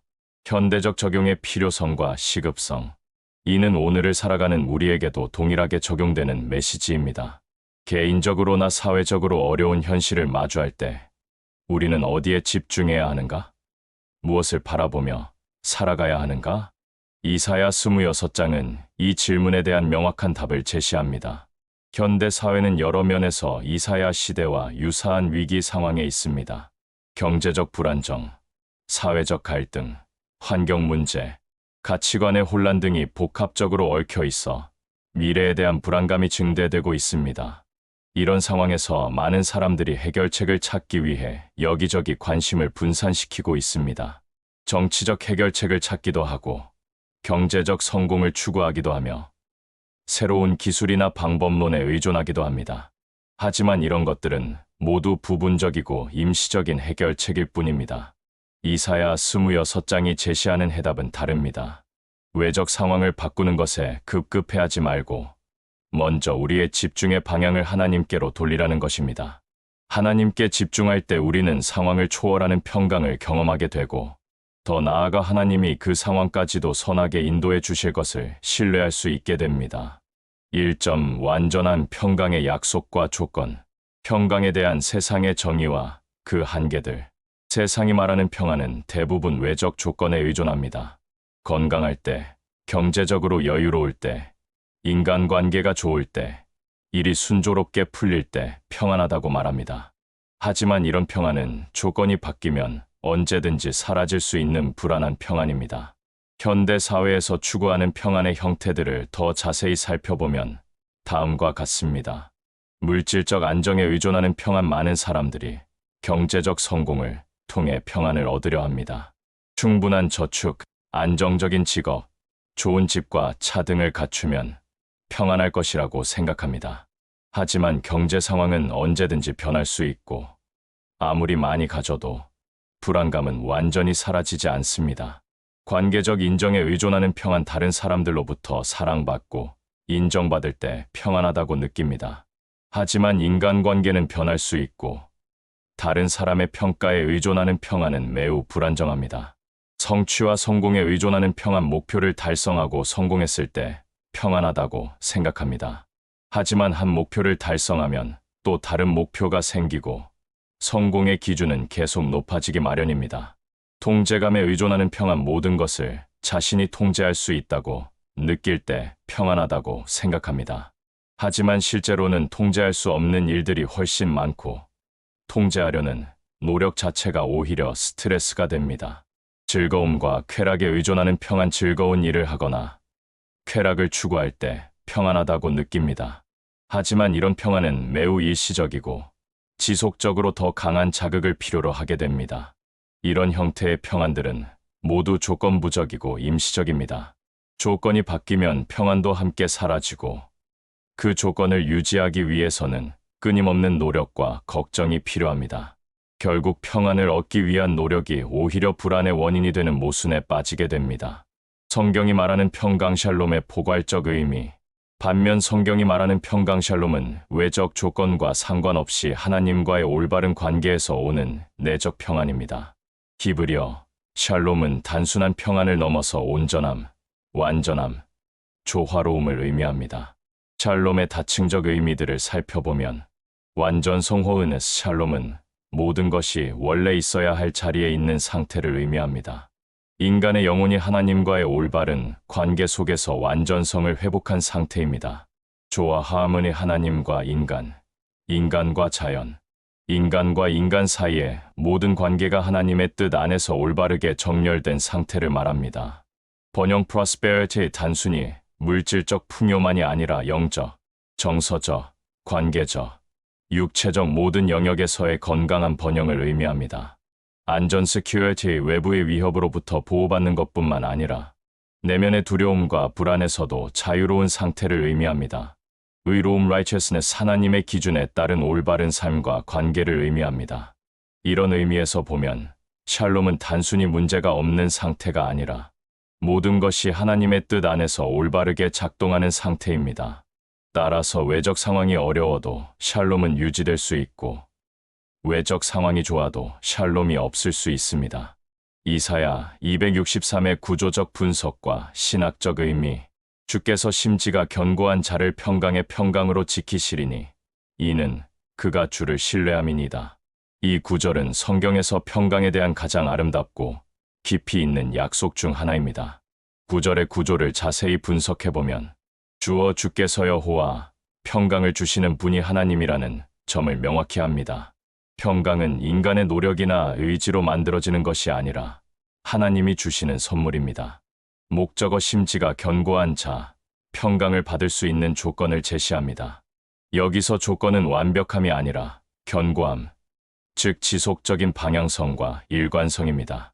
동사 지키시리니 단순히 평강을 주시는 것이 아니라 지속적으로 보호하고 유지해 주신다는 의미입니다. 방법 평강의 평강으로 완전하고 확실한 평강을 의미하는 강조적 표현입니다. 근거 이는 그가 주를 신뢰함이니이다. 평강의 궁극적 근거가 신뢰 관계에 있음을 보여줍니다. 심지가 견고하다는 것의 실제적 의미와 특징들. 마음의 방향성이 분명함. 심지가 견고한 사람은 무엇보다 마음의 방향이 분명합니다. 이들은 어떤 상황에서도 하나님을 향한 마음의 방향을 잃지 않습니다.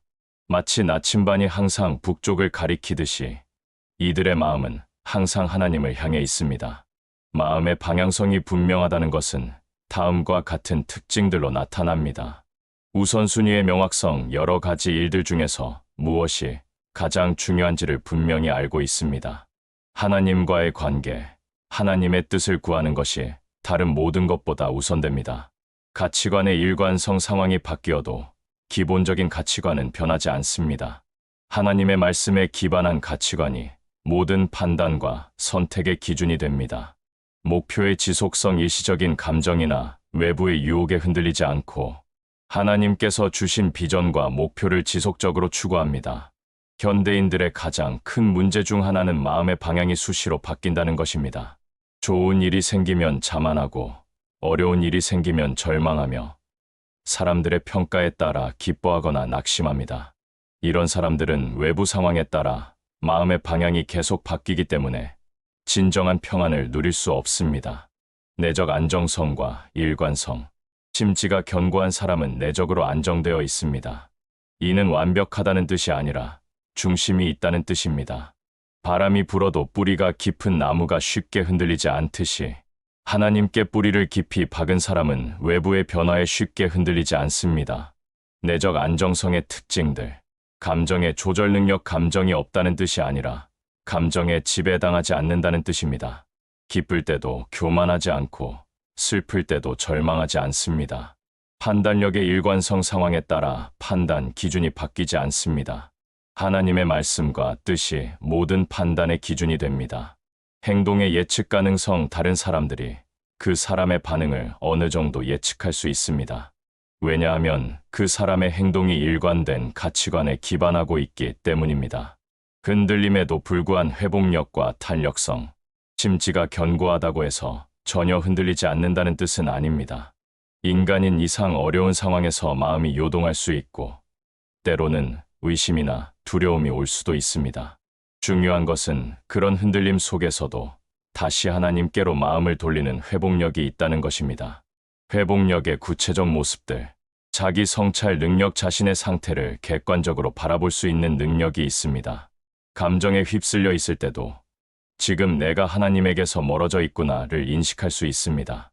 회개와 돌이킴. 잘못을 깨달았을 때 빠르게 회개하고 하나님께로 돌이킬 수 있습니다. 자존심이나 체면 때문에 잘못을 인정하지 않거나 변화를 거부하지 않습니다. 은혜에 대한 기억. 과거에 경험한 하나님의 은혜들을 기억하고 그것을 현재의 위기 상황에서 힘과 위로의 근거로 삼을 수 있습니다. 공동체의 도움 수용. 혼자 힘으로만 해결하려 하지 않고 신앙 공동체의 도움과 권면을 겸손히 받아들일 수 있습니다.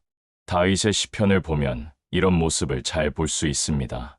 다윗도 때로는 절망하고 원망하며 하나님을 향해 불평을 토로합니다. 하지만 시편의 끝은 항상 하나님을 향한 찬양과 신뢰로 마무리됩니다. 이것이 바로 심지가 견고한 사람의 특징입니다. 평강의 평강으로 지키신다는 약속의 깊은 의미. 이중적 평강의 구조와 의미. 평강의 평강으로 지키시리니라는 표현에서 평강이 2번 반복됩니다. 이는 히브리어의 강조 표현으로 완전하고 확실한 평강을 의미합니다. 동시에 이는 평강의 다층적 차원을 보여주기도 합니다. 내적 평강과 외적 평강의 조화. 첫 번째 평강은 마음의 평안, 즉 불안과 걱정에서 해방된 내적 상태를 의미합니다. 두 번째 평강은 환경과 상황의 평안, 즉 실제 문제들이 해결되고 상황이 개선되는 외적 차원을 의미합니다.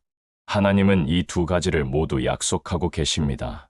현재적 평강과 미래적 평강의 연속성. 지금 이 순간의 평강과 앞으로 올 미래의 평강이 끊어지지 않고 연결되어 있다는 의미입니다.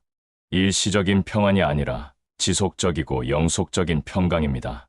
개인적 평강과 공동체적 평강의 확장. 개인의 내면에서 시작된 평강이 가족, 공동체, 사회로 확산되어 나가는 것을 의미하기도 합니다. 지키신다는 것의 능동적이고 지속적인 성격. 지키시리니로 번역된 히브리어 나차르는 단순히 보호하는 것을 넘어서 적극적으로 보존하고 유지한다는 의미입니다. 마치 보초가 성을 지키듯이, 목자가 양을 지키듯이 하나님이 우리의 평강을 능동적으로 지켜주신다는 뜻입니다. 수문의 시간 지속되는 보호 하나님의 보호는 잠시도 중단되지 않습니다.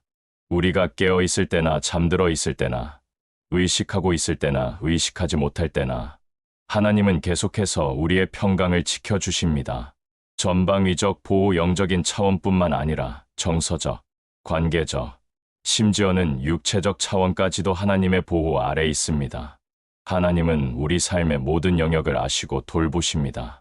예방적 보호 문제가 생긴 후에 해결해 주시는 것뿐만 아니라 문제가 생기기 전에 미리 막아주시기도 합니다. 우리가 알지 못하는 사이에 많은 위험들로부터 보호받고 있습니다. 회복적 보호 때로는 어려움을 완전히 막지 않으시더라도 그 어려움을 통과할 수 있는 힘을 주시고 그 어려움이 오히려 유익이 되도록 역사하십니다. 이는 우리가 평강을 유지하기 위해 애써야 한다는 부담감을 덜어줍니다. 물론 우리의 책임과 노력이 필요하지만 궁극적으로는 하나님이 우리의 평강을 책임져 주신다는 약속입니다. 평강의 점진적 깊어짐과 성수, 평강의 평강으로라는 표현은 또한 평강의 점진적 심화를 의미하기도 합니다. 하나님과의 관계가 깊어질수록, 신앙이 성숙해질수록 우리가 경험하는 평강의 차원도 더욱 깊어지고 풍성해집니다. 초보적 평강신앙 초기에는 주로 문제 해결이나 필요 공급에 따른 평강을 경험합니다. 기도의 응답을 받거나 어려움이 해결될 때 평안을 느낍니다. 성숙한 평강신앙이 성숙해질수록 상황과 관계없이 하나님과의 관계 자체에서 오는 평강을 경험하게 됩니다. 문제가 해결되지 않아도, 기도의 응답이 즉각적으로 오지 않아도 하나님을 신뢰하는 그 자체로 평안을 누릴 수 있게 됩니다. 깊은 차원의 평강, 더 나아가 고난과 시련 중에서도, 심지어 하나님의 뜻을 이해할 수 없는 상황에서도 하나님의 선하심과 지혜를 신뢰하며 평강을 유지할 수 있게 됩니다. 신뢰의 깊은 차원들과 발전 과정, 지적 신뢰를 넘어선 전인격적 신뢰, 주를 신뢰함으로 번역된 히브리어 바타는 단순한 지적 동의를 넘어선 전인격적 의존을 의미합니다. 이는 머리로만 하나님을 인정하는 것이 아니라 온 존재를 걸고 하나님께 의존하는 것입니다. 지적 신뢰의 특징과 한계. 지적 신뢰는 논리적 근거나 증거에 기반합니다. 하나님의 존재를 논리적으로 증명하거나 성경의 역사적 사실성을 확인하거나 기도 응답의 경험을 통해 하나님을 믿는 것입니다. 이런 신뢰는 필요하고 중요하지만 논리적 의문이 생기거나 반대 증거가 나타날 때 흔들릴 수 있습니다. 감정적 신뢰의 역할과 한계. 감정적 신뢰는 하나님에 대한 사랑, 감사, 의존감 등의 감정에 기반합니다. 하나님의 사랑을 체험하거나 은혜를 경험할 때 생겨나는 신뢰입니다. 이 역시 중요한 요소이지만 감정은 변할 수 있고 상황에 따라 달라질 수 있습니다. 전인격적 신뢰의 특징. 진정한 신뢰는 지성, 감정, 의지가 모두 참여하는 전인격적 행위입니다.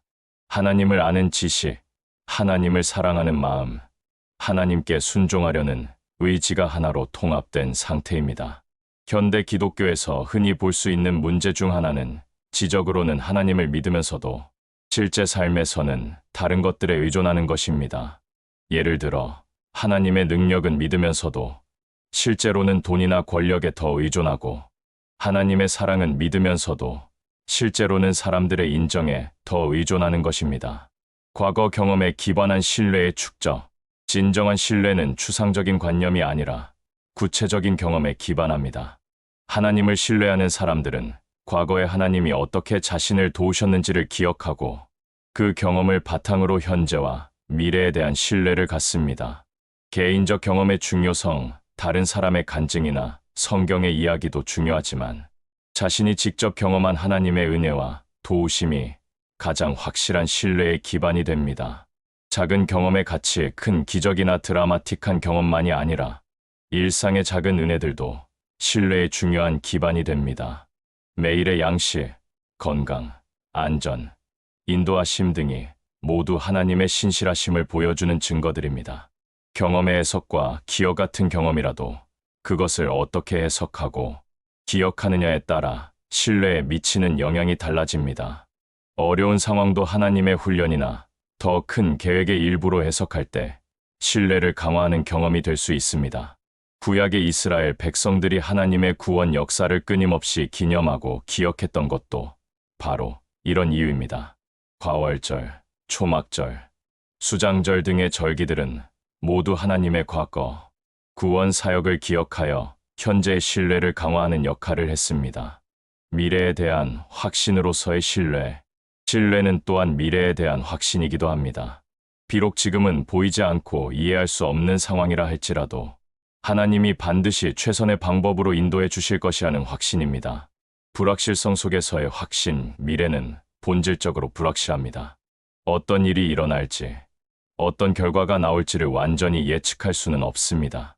하지만 신뢰하는 사람은 결과는 모르더라도 그 결과를 인도하시는 하나님에 대해서는 확신을 갖습니다. 과정에 대한 신뢰 원하는 결과만을 신뢰하는 것이 아니라 하나님이 인도하시는 과정 자체를 신뢰합니다. 때로는 돌아가는 길을 택하시거나 예상과 다른 방법을 사용하시더라도 그 모든 것이 하나님의 지혜로운 계획 안에 있다고 믿습니다. 궁극적 선함에 대한 확신, 당장의 상황이 좋지 않아도 하나님은 모든 것을 합력하여 선을 이루신다는 믿음을 갖습니다. 이는 모든 일이 다 좋게 끝날 것이라는 순진한 낙관주의가 아니라 하나님의 궁극적인 목적과 계획에 대한 신뢰입니다. 이런 확신이 있는 사람은 불확실한 미래 앞에서도 평안할 수 있습니다. 자신의 미래가 하나님의 손에 있다는 것을 알기 때문에 인간적으로는 예측할 수 없는 상황에서도 하나님을 신뢰하며 평안을 누릴 수 있습니다. 관계적 신뢰의 발전과 심화. 신뢰는 관계 속에서 발전하고 심화됩니다. 하나님과의 관계가 깊어질수록 신뢰의 차원도 더욱 성숙해집니다. 초기 단계의 신뢰, 신앙 초기에는 주로 필요에 의한 신뢰가 많습니다. 문제가 생겼을 때 하나님께 도움을 구하고 응답을 받으면 신뢰하게 됩니다. 이는 자연스럽고 필요한 과정입니다. 성장 단계의 신뢰, 신앙이 자라면서 하나님의 성품과 속성을 더 깊이 알게 되고 그분 자체에 대한 신뢰가 생겨납니다. 당장의 필요나 문제와 상관없이 하나님이 신뢰할 만한 분이라는 것을 알게 됩니다. 성숙한 신뢰, 더 나아가 하나님의 뜻이 자신의 뜻과 다를 때도, 하나님의 방법이 자신의 기대와 다를 때도 하나님을 신뢰할 수 있게 됩니다. 이는 하나님에 대한 깊은 사랑과 존경에 기반한 신뢰입니다. 이 점 집중의 대상, 하나님의 이름과 그분의 기념. 고대 근동 문화에서 이름의 의미와 현대적 이해. 고대 근동 문화에서 이름은 단순한 호칭이 아니라 그 존재의 본질과 성품을 나타내는 것이었습니다. 특히 하나님의 이름은 하나님의 성품, 속성, 그리고 인간과의 관계 방식을 계시하는 중요한 수단이었습니다. 이름의 존재론적 의미, 고대인들에게 이름은 그 존재의 정체성과 본질을 담고 있는 것으로 여겨졌습니다. 이름을 안다는 것은 그 존재를 진정으로 아는 것이었고, 이름을 부른다는 것은 그 존재와 관계를 맺는 것이었습니다. 이름의 권능적 의미, 이름에는 권능이 있다고 믿어졌습니다. 특히 신의 이름을 부르는 것은 그 신의 능력을 의뢰하고 도움을 구하는 행위였습니다. 하나님의 이름을 부르는 것은 하나님의 능력과 권능을 의뢰하는 것입니다. 이름의 관계적 의미, 이름을 허락한다는 것은 관계를 허락한다는 뜻이었습니다. 하나님이 자신의 이름을 계시하신다는 것은 인간과 관계를 맺으시겠다는 뜻입니다. 현대인들은 이름을 주로 구별과 식별의 수단으로 여기는 경향이 있습니다. 하지만 성경에서 하나님의 이름은 훨씬 더 깊고 풍성한 의미를 갖습니다. 하나님의 이름을 안다는 것은 하나님이 어떤 분인지를 아는 것이고, 하나님의 이름을 부른다는 것은 그분과 인격적 관계를 맺는 것입니다. 구약 성경에 나타난 하나님의 여러 이름들, 엘로힘, 여호와, 아도나이, 엘샤다이 등은 각각 하나님의 다른 측면을 보여줍니다. 이사야가 주의 이름을 사모한다고 할 때 그것은 하나님의 성품과 속성 전체를 사랑하고 갈망한다는 의미입니다. 이사야 268의 깊은 의미 분석. 주의 이름 곧 주의 기념하심이 우리 영혼에 사모하는 바이니이다. 이 구절은 하나님께 집중하는 삶의 핵심을 보여주는 아름다운 고백입니다. 여기에는 영적 생활의 여러 중요한 요소들이 압축적으로 담겨 있습니다. 이름과 기념의 병행 구조와 상호 보완성. 이 구절에서 주의 이름과 주의 기념하심은 히브리어 문학의 병행 구조를 이루고 있습니다. 즉, 같은 내용을 다른 표현으로 반복하여 강조하는 기법입니다. 병행법의 효과. 히브리어시에서 자주 사용되는 병행법은 단순한 반복이 아니라 의미의 확장과 심화를 가져옵니다. 첫 번째 표현이 기본 의미를 제시하면 두 번째 표현이 그 의미를 보완하고 깊게 만듭니다. 이름의 의미. 주의 이름은 하나님의 성품과 속성, 그리고 그분이 자신을 계시하신 모든 방식을 포괄합니다. 기념의 의미. 주의 기념하심으로 번역된 히브리어 제케르는 단순한 기억을 넘어서 살아있는 현재적 경험을 의미합니다. 과거의 일을 회상하는 것이 아니라 과거에 경험한 하나님의 은혜가 현재에도 생생하게 역사하고 있음을 인식하고 경험하는 것입니다. 상호 보완적 관계. 이름과 기념은 서로를 보완합니다. 이름이 하나님의 본질적 속성을 나타낸다면 기념은 그 속성이 역사 속에서 어떻게 나타났는지를 보여줍니다. 이름이 하나님이 누구신지를 보여준다면 기념은 그분이 무엇을 하셨는지를 보여줍니다. 사모함의 강도와 지속성. 사모하는 바로 번역된 히브리어 타아바는 강렬한 갈망과 소원을 의미합니다. 이는 일시적인 감정이 아니라 영혼 깊은 곳에서부터 우러나오는 지속적인 갈망입니다. 영혼의 갈망. 단순히 머리나 감정의 차원이 아니라 영혼, 즉 인간 존재의 가장 깊은 곳에서 우러나오는 갈망입니다. 이는 인간의 본질적 필요에서 나오는 갈망입니다. 자발적 갈망. 억지로 만들어지는 것이 아니라 자연스럽게 생겨나는 갈망입니다. 하나님이 어떤 분인지를 진정으로 알게 될 때, 그분의 아름다우심과 선하심을 경험하게 될 때 자연스럽게 생겨나는 감정입니다. 지속적 갈망. 일시적인 감정의 폭발이 아니라 지속적으로 마음 속에 자리 잡고 있는 갈망입니다. 좋을 때나 어려울 때나 변함없이 하나님을 사모하는 마음입니다. 순수한 갈망. 다른 목적을 위한 수단적 갈망이 아니라 하나님 자체에 대한 순수한 갈망입니다. 하나님께 무언가를 받기 위해서가 아니라 하나님 자체를 사모하는 것입니다. 기념의 현재적 의미와 영적 실제. 하나님을 기념한다는 것은 과거의 일을 단순히 회상하는 것이 아니라 과거에 경험한 하나님의 은혜와 능력이 현재에도 동일하게 역사하고 있음을 인식하고 경험하는 것입니다. 역사적 기념. 하나님이 역사 속에서 행하신 구원 사역들을 기억합니다. 이스라엘의 출애굽, 광야에서의 인도하심, 가나안 정착 등의 사건들을 기념합니다. 개인적 기념. 개인의 삶 속에서 경험한 하나님의 은혜와 도우심을 기억합니다. 어려움 속에서 경험한 하나님의 위로, 기도의 응답, 인도하심 등을 기념합니다. 현재적 적용. 과거의 경험을 현재의 상황에 적용합니다. 과거에 하나님이 도우셨던 것처럼 현재에도 도우실 것을 믿습니다. 미래적 소망. 과거와 현재의 경험을 바탕으로 미래에 대한 소망을 갖습니다. 하나님의 신실하심이 미래에도 변하지 않을 것을 확신합니다. 하나님의 이름들과 그 계시적 의미. 구약 성경에는 하나님의 여러 이름들이 나타납니다. 각각의 이름은 하나님의 특별한 속성이나 인간과의 관계 방식을 계시합니다. 이사야가 사모했던 주의 이름에는 이 모든 것들이 포함됩니다. 여호와와 YHWH 언약의 하나님과 신실하심. 여호와는 하나님의 가장 특별한 이름으로 모세에게 계시된 이름입니다. 출애굽기 314점. 나는 스스로 있는 잔이라는 의미로 하나님의 자존성과 불변성을 나타냅니다. 동시에 이는 이스라엘과 언약을 맺으신 인격적 하나님의 이름이기도 합니다. 자존성. self-existence. 하나님은 다른 어떤 존재에 의존하지 않으시는 분입니다. 스스로 존재하시고 스스로를 유지하시며 모든 존재의 근원이 되십니다. 불변성의 mutability. 하나님은 변하지 않으시는 분입니다. 시간이 흘러도 상황이 바뀌어도 하나님의 본성과 성품은 변하지 않습니다. 언약의 신실성. 여호와는 특별히 언약을 맺으시고 그 언약에 신실하신 하나님을 나타냅니다. 한 번 맺으신 언약은 결코 파기하지 않으시고 끝까지 이루십니다. 관계적. 성격. 추상적인 존재가 아니라 인격적으로 관계를 맺으시는 하나님을 나타냅니다. 이스라엘을 내 백성이라 부르시고 친밀한 관계를 원하십니다. 이 이름을 사모한다는 것은 하나님의 불변하신 신실함과 언약에 대한 신뢰를 의미합니다. 환경과 상황이 아무리 변해도 하나님은 여전히 동일하신 분이며 그분의 약속도 변하지 않는다는 확신입니다. 엘로힘 전능하신 창조주와 권능. 엘로힘은 하나님의 전능하심과 창조주 되심을 나타내는 이름입니다. 복수형으로 되어 있어서 하나님의 충만함과 완전함을 강조합니다. 창조의 권능, 무에서 유를 창조하시는 절대적 권능을 나타냅니다. 말씀으로 천지를 창조하시고 생명을 주시며 모든 것을 다스리시는 권능을 가지신 분입니다. 통치의 권능, 창조하신 모든 것을 다스리시는 권능을 나타냅니다. 자연 현상, 역사의 흐름, 인간의 삶까지도 하나님의 통치 아래에 있습니다. 심판의 권능, 선악을 분별하시고 공의로 심판하시는 권능을 나타냅니다.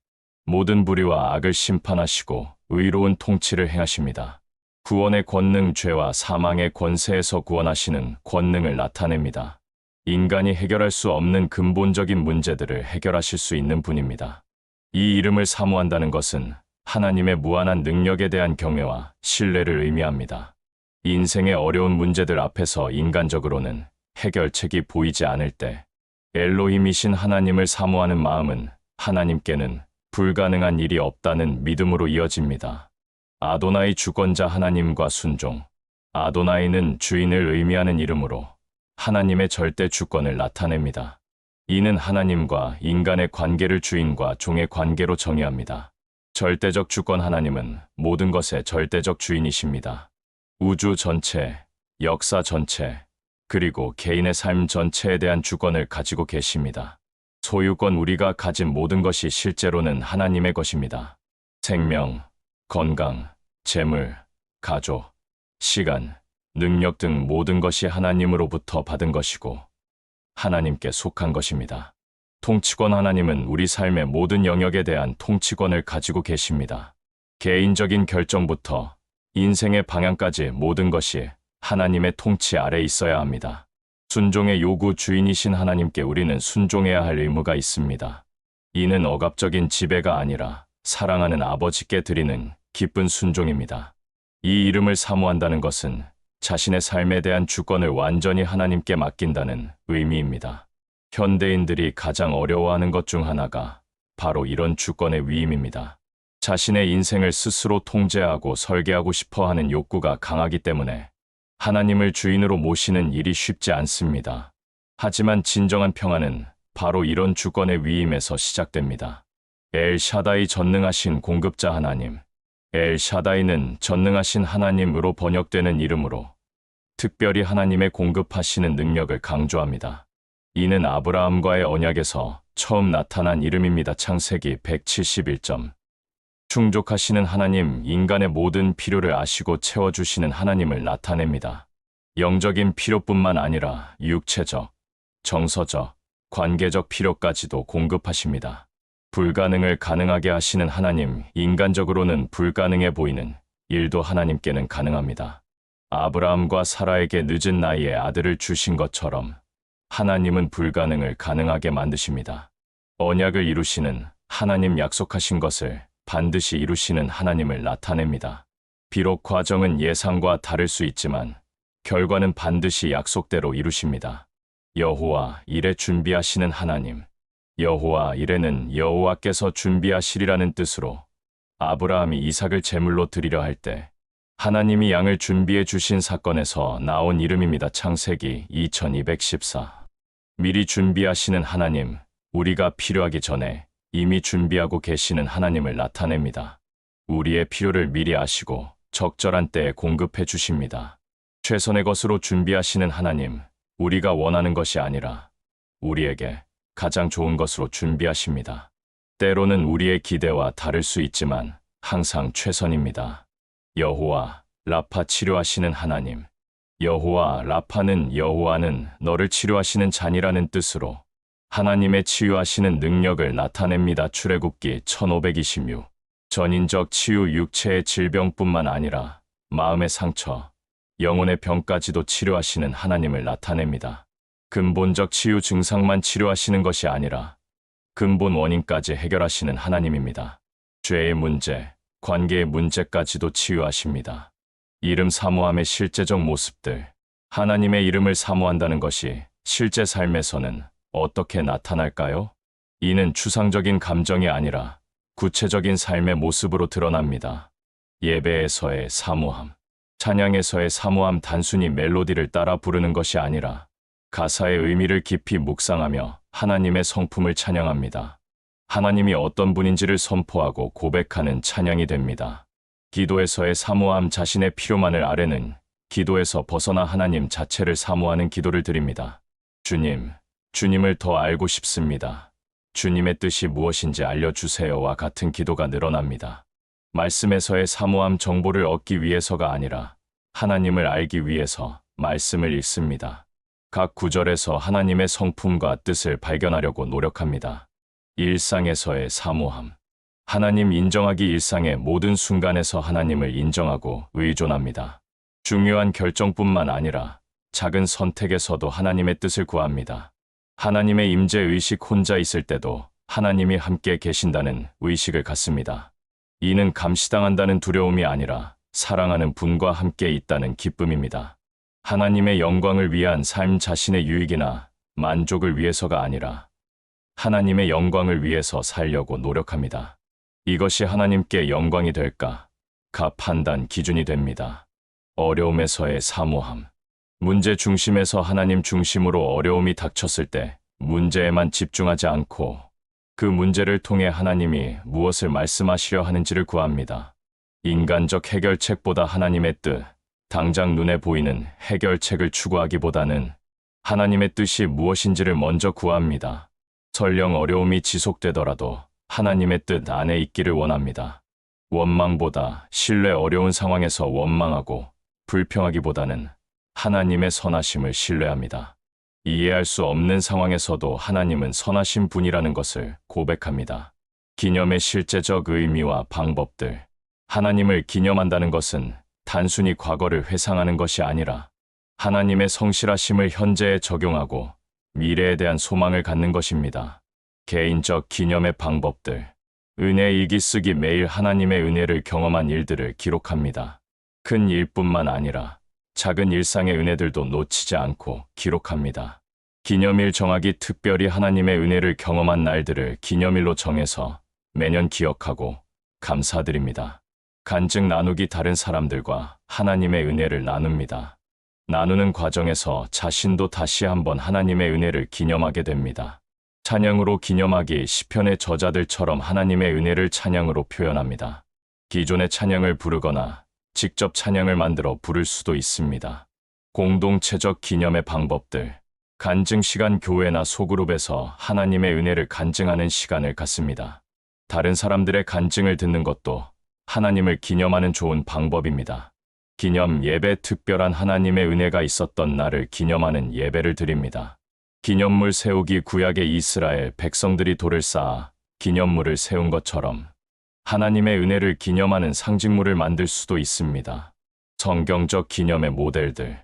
이스라엘의 절기들. 과월절, 초막절, 수장절 등은 모두 하나님의 구원 사역을 기념하는 절기들입니다. 이를 통해 백성들은 하나님의 은혜를 잊지 않고 기념했습니다. 다윗의 시편들. 많은 시편들이 하나님의 은혜를 기념하는 내용입니다. 다윗은 어려움에서 구원받은 경험, 하나님의 인도하심을 받은 경험들을 시로 남겨서 기념했습니다. 여호수아의 기념비. 요단강을 건넌 후 여호수아는 12돌을 가져다가 기념비를 세웠습니다. 여호수아 4장. 이는 후손들에게 하나님의 기적을 전하기 위한 것이었습니다. 3. 낮아진 자를 높이시는 하나님의 공예. 하나님 나라의 역설적 원리와 세상 논리의 대조. 이사야 26장에는 하나님 나라의 근본 원리 중 하나가 선명하게 드러납니다. 바로 낮아진 자를 높이시고 높아진 자를 낮추시는 하나님의 공의입니다. 이는 세상의 논리와는 완전히 다른 하나님 나라의 역설적 원리입니다. 세상의 논리와 하나님 나라의 논리.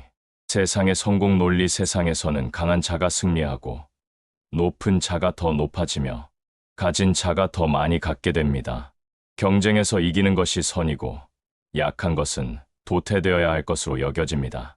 하나님 나라의 역설. 하나님 나라에서는 정반대의 일이 일어납니다. 겸손한 자가 높임을 받고 섬기는 자가 큰 자가 되며 나누는 자가 더 많이 받게 됩니다. 이런 원리는 예수님의 가르침에서도 일관되게 나타납니다. 나중된 자로서 먼저 될 자가 많고 먼저 된 자로서 나중될 자가 많으니라. 마태복음 1930. 누구든지 자기를 높이는 자는 낮아지고 자기를 낮추는 자는 높아지리라. 마태복음 2312는 말씀들이 그것입니다. 이사야 2:6-5에 6의 구체적 묘사. 높은 곳에 거주하는 자를 낮추시며 솟은 성을 헐어 땅에 엎으시고 진토에 미치게 하사 발로 밟게 하시나니 곧 빈궁한 자의 발과 공고한 자의 발로니라. 이 구절은 하나님의 공의가 구체적으로 어떻게 실현되는지를 생생하게 보여줍니다. 높은 곳에 거주하는 자, 이는 물리적으로 높은 곳에 사는 사람만을 의미하지 않습니다. 교만하고 자만한 자, 다른 사람을 무시하고 억압하는 자, 자신의 힘과 부를 믿고 하나님을 무시하는 자를 가리킵니다. 솟은 성, 인간의 교만과 자만의 상징입니다. 바벨탑처럼 하나님과 같아지려는 인간의 욕망, 자신의 힘으로 모든 것을 해결할 수 있다는 착각의 상징입니다. 빈궁한 자와 공고한 자, 단순히 경제적으로 가난한 사람만을 의미하지 않습니다.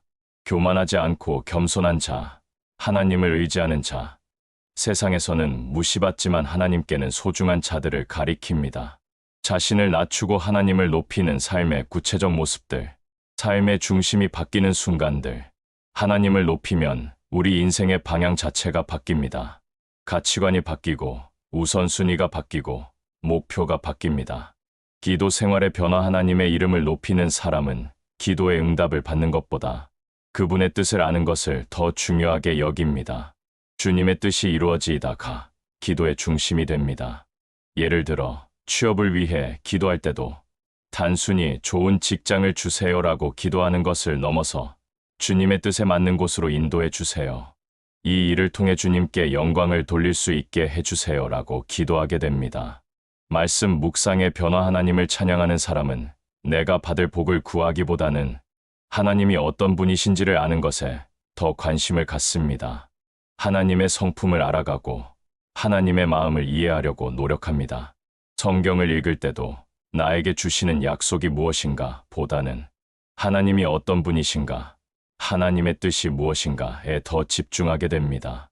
인간관계의 변화. 다른 사람들을 대할 때도 내가 어떻게 보일까를 걱정하기보다는 상대방에게 하나님의 사랑을 어떻게 보여줄 수 있을까를 고민하게 됩니다.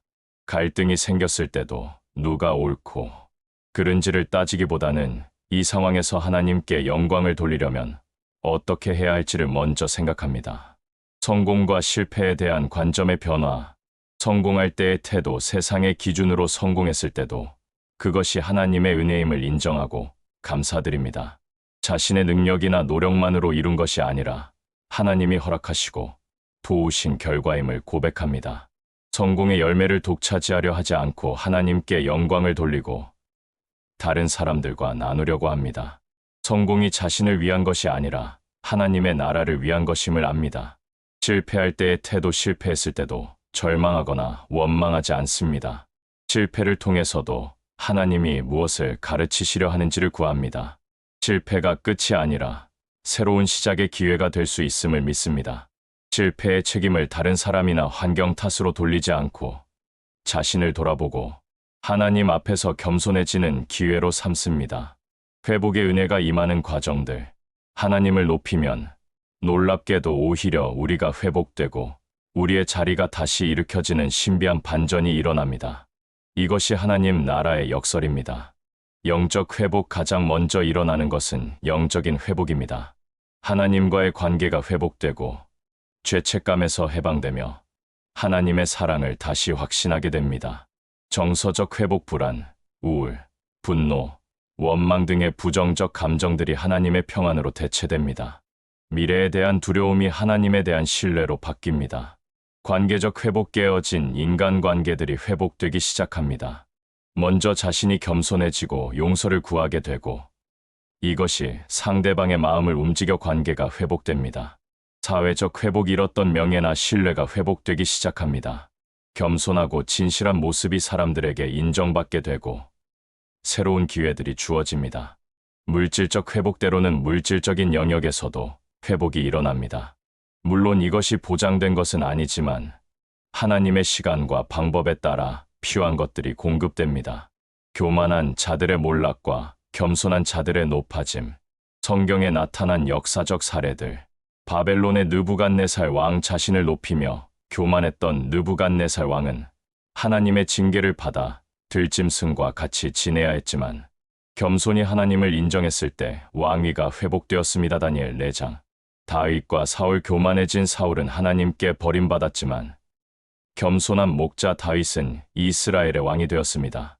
마리아의 창가. 마리아는 그의 팔로 힘을 보이사 마음의 생각이 교만한 자들을 흩으셨고 권세 있는 자를 그 위에서 내리치셨으며 비천한 자를 높이셨고 누가복음 1:5일에 오이라고 노래했습니다. 현대적 적용과 사례들. 직장에서의 적용. 자신의 능력만 자랑하고 동료들을 무시하는 사람은 결국 고립되고 실패하지만 겸손하게 섬기며 협력하는 사람은 인정받고 승진하게 됩니다. 교회에서의 적용. 자신의 헌신이나 능력을 자랑하며 다른 사람들을 판단하는 사람은 결국 은혜에서 떨어지지만 겸손히 섬기며 다른 사람들을 세워주는 사람은 진정한 지도자가 됩니다. 가정에서의 적용. 자신의 권위만 내세우며 가족들을 억압하는 사람은 결국 존경받지 못하지만 겸손히 사랑하며 섬기는 사람은 진정으로 사랑받는 가족이 됩니다. 하나님의 공의가 실현되는 방식들. 즉시적 실현과 점진적 실현. 하나님의 공의는 때로는 즉시 나타나기도 하지만 대부분은 점진적이고 궁극적으로 실현됩니다. 즉시적 실현. 때로는 교만한 자의 몰락과 겸손한 자의 높아짐이 바로 나타나기도 합니다. 다니엘서의 벨사살 왕처럼 한순간에 교만의 대가를 치르기도 합니다. 점진적 실현. 대부분의 경우 하나님의 공의는 서서히 그러나 확실하게 실현됩니다. 씨를 뿌리고 거두는 것처럼 시간이 걸리지만 반드시 결과가 나타납니다. 궁극적 실현. 이 땅에서 완전히 실현되지 않는 공의는 하나님의 최종 심판 때 완전히 실현될 것입니다. 개인적 차원과 사회적 차원. 개인적 차원. 개인의 삶에서 겸손과 교만에 따른 결과들이 나타납니다. 성품, 인간관계, 성공과 실패 등에서 그 결과를 볼 수 있습니다. 사회적 차원. 사회나 국가 차원에서도 하나님의 공의가 실현됩니다. 정의롭고 겸손한 지도자가 있는 곳은 번영하고 교만하고 부패한 지도자가 있는 곳은 쇠퇴합니다. 역사적 차원. 인류 역사 전체를 통해서도 하나님의 공의가 실현됩니다. 교만한 제국들은 멸망하고 하나님의 뜻에 따라 사는 민족들은 축복받습니다. 4점. 기다림 속에서 자라나는 신뢰. 현대 문화와 기다림의 어려움. 현대를 살아가는 많은 사람이 기다리는 일에는 익숙하지 않습니다. 우리는 즉석 문화에 익숙해져 있습니다. 인스턴트 음식, 빠른 배송, 즉석 검색, 실시간, 소통 등 모든 것이 빠르게 처리되는 것에 익숙해져 있어서 기다린다는 것 자체가 견디기 어려운 일이 되었습니다. 즉시적 만족 문화의 영향. 기술의 발전과 기대치의 변화. 스마트폰, 인터넷, 각종 디지털 기기들이 우리에게 즉각적인 반응과 결과를 제공합니다. 이에 익숙해진 현대인들은 모든 영역에서 즉각적인 결과를 기대하게 되었습니다. 참을성의 저하. 조금만 기다려야 하는 상황에서도 초조해하고 스트레스를 받습니다. 몇 초 늦게 로딩되는 웹페이지, 몇 분 늦게 오는 버스, 며칠 늦게 오는 택배 등에도 쉽게 짜증을 냅니다. 관계에서의 성급함. 인간관계에서도 즉각적인 결과를 기대합니다. 깊이 있는 관계가 형성되는데 시간이 필요하다는 것을 인정하지 않고 빠른 시간 안에 친밀해지기를 원합니다. 성취에서의 조급함. 공부나 일에서도 빠른 성과를 원합니다. 충분한 시간을 들여 숙련되어야 하는 일도 빠른 시간 안에 마스터하기를 원하고 그렇지 않으면 쉽게 포기합니다. 영적 영역에서의 기다림의 어려움. 영적인 영역에서도 마찬가지입니다. 당장 눈앞의 상황이 바뀌기를 바라고 기도한 지 얼마 지나지 않아 즉각적인 결과가 나타나기를 기대합니다. 기도 응답에 대한 성급함. 기도하고 며칠, 몇 주 지나지 않아 응답이 없으면 하나님이 들어주지 않으신다. 여러분의 낮아진 삶을 다시 일으켜 주실 것이고 기다림의 시간을 통해 더욱 깊은 신뢰를 주실 것입니다. 완전한 평강의 약속. 부분적이고 일시적인 평안이 아니라 완전하고 지속적인 평강을 경험하게 될 것입니다. 이 평강은 환경에 좌우되지 않고 이해를 초월하며 다른 사람들에게까지 영향을 미치는 평강입니다. 회복과 치유의 역사 하나님께 집중할 때 놀라운 회복의 역사가 일어날 것입니다. 상처받은 마음이 치유되고 깨어진 관계가 회복되며 잃었던 것들이 되찾아질 것입니다. 새로운 차원의 기쁨 상황에 의존하지 않는 진정한 기쁨을 경험하게 될 것입니다. 이 기쁨은 남이 빼앗을 수도 없고 환경이 바뀌어도 사라지지 않는 기쁨입니다. 풍성한 영적 열매 하나님께 집중하는 삶을 살면 영적인 열매들이 풍성하게 맺힐 것입니다. 사랑, 기쁨, 화평, 오래 참음, 자비, 양선, 충성, 온유, 절제의 열매들이 삶에 나타날 것입니다. 하나님과의 깊은 친밀한 무엇보다도 하나님과 더욱 깊고 친밀한 관계를 경험하게 될 것입니다. 하나님을 아버지로, 친구로, 연인으로 경험하는 놀라운 은혜를 누리게 될 것입니다. 전파해야 할 복음, 이런 복된 삶을 경험하게 되면 이것을 다른 사람들에게도 전해야 할 사명감을 갖게 될 것입니다. 가족에게 먼저 가장 가까운 가족들에게 하나님께 집중하는 삶의 아름다움을 보여주고 전하십시오.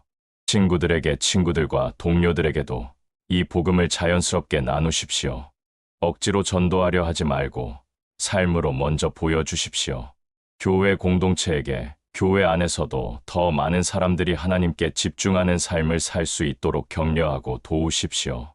세상을 향해 궁극적으로는 이 땅의 모든 사람들이 하나님께 집중하는 삶의 복을 누릴 수 있기를 소망하며 살아가십시오. 마지막 기도와 축복. 사랑하는 성도 여러분, 하나님께 집중하는 삶을 시작하시는 여러분 모두를 축복합니다.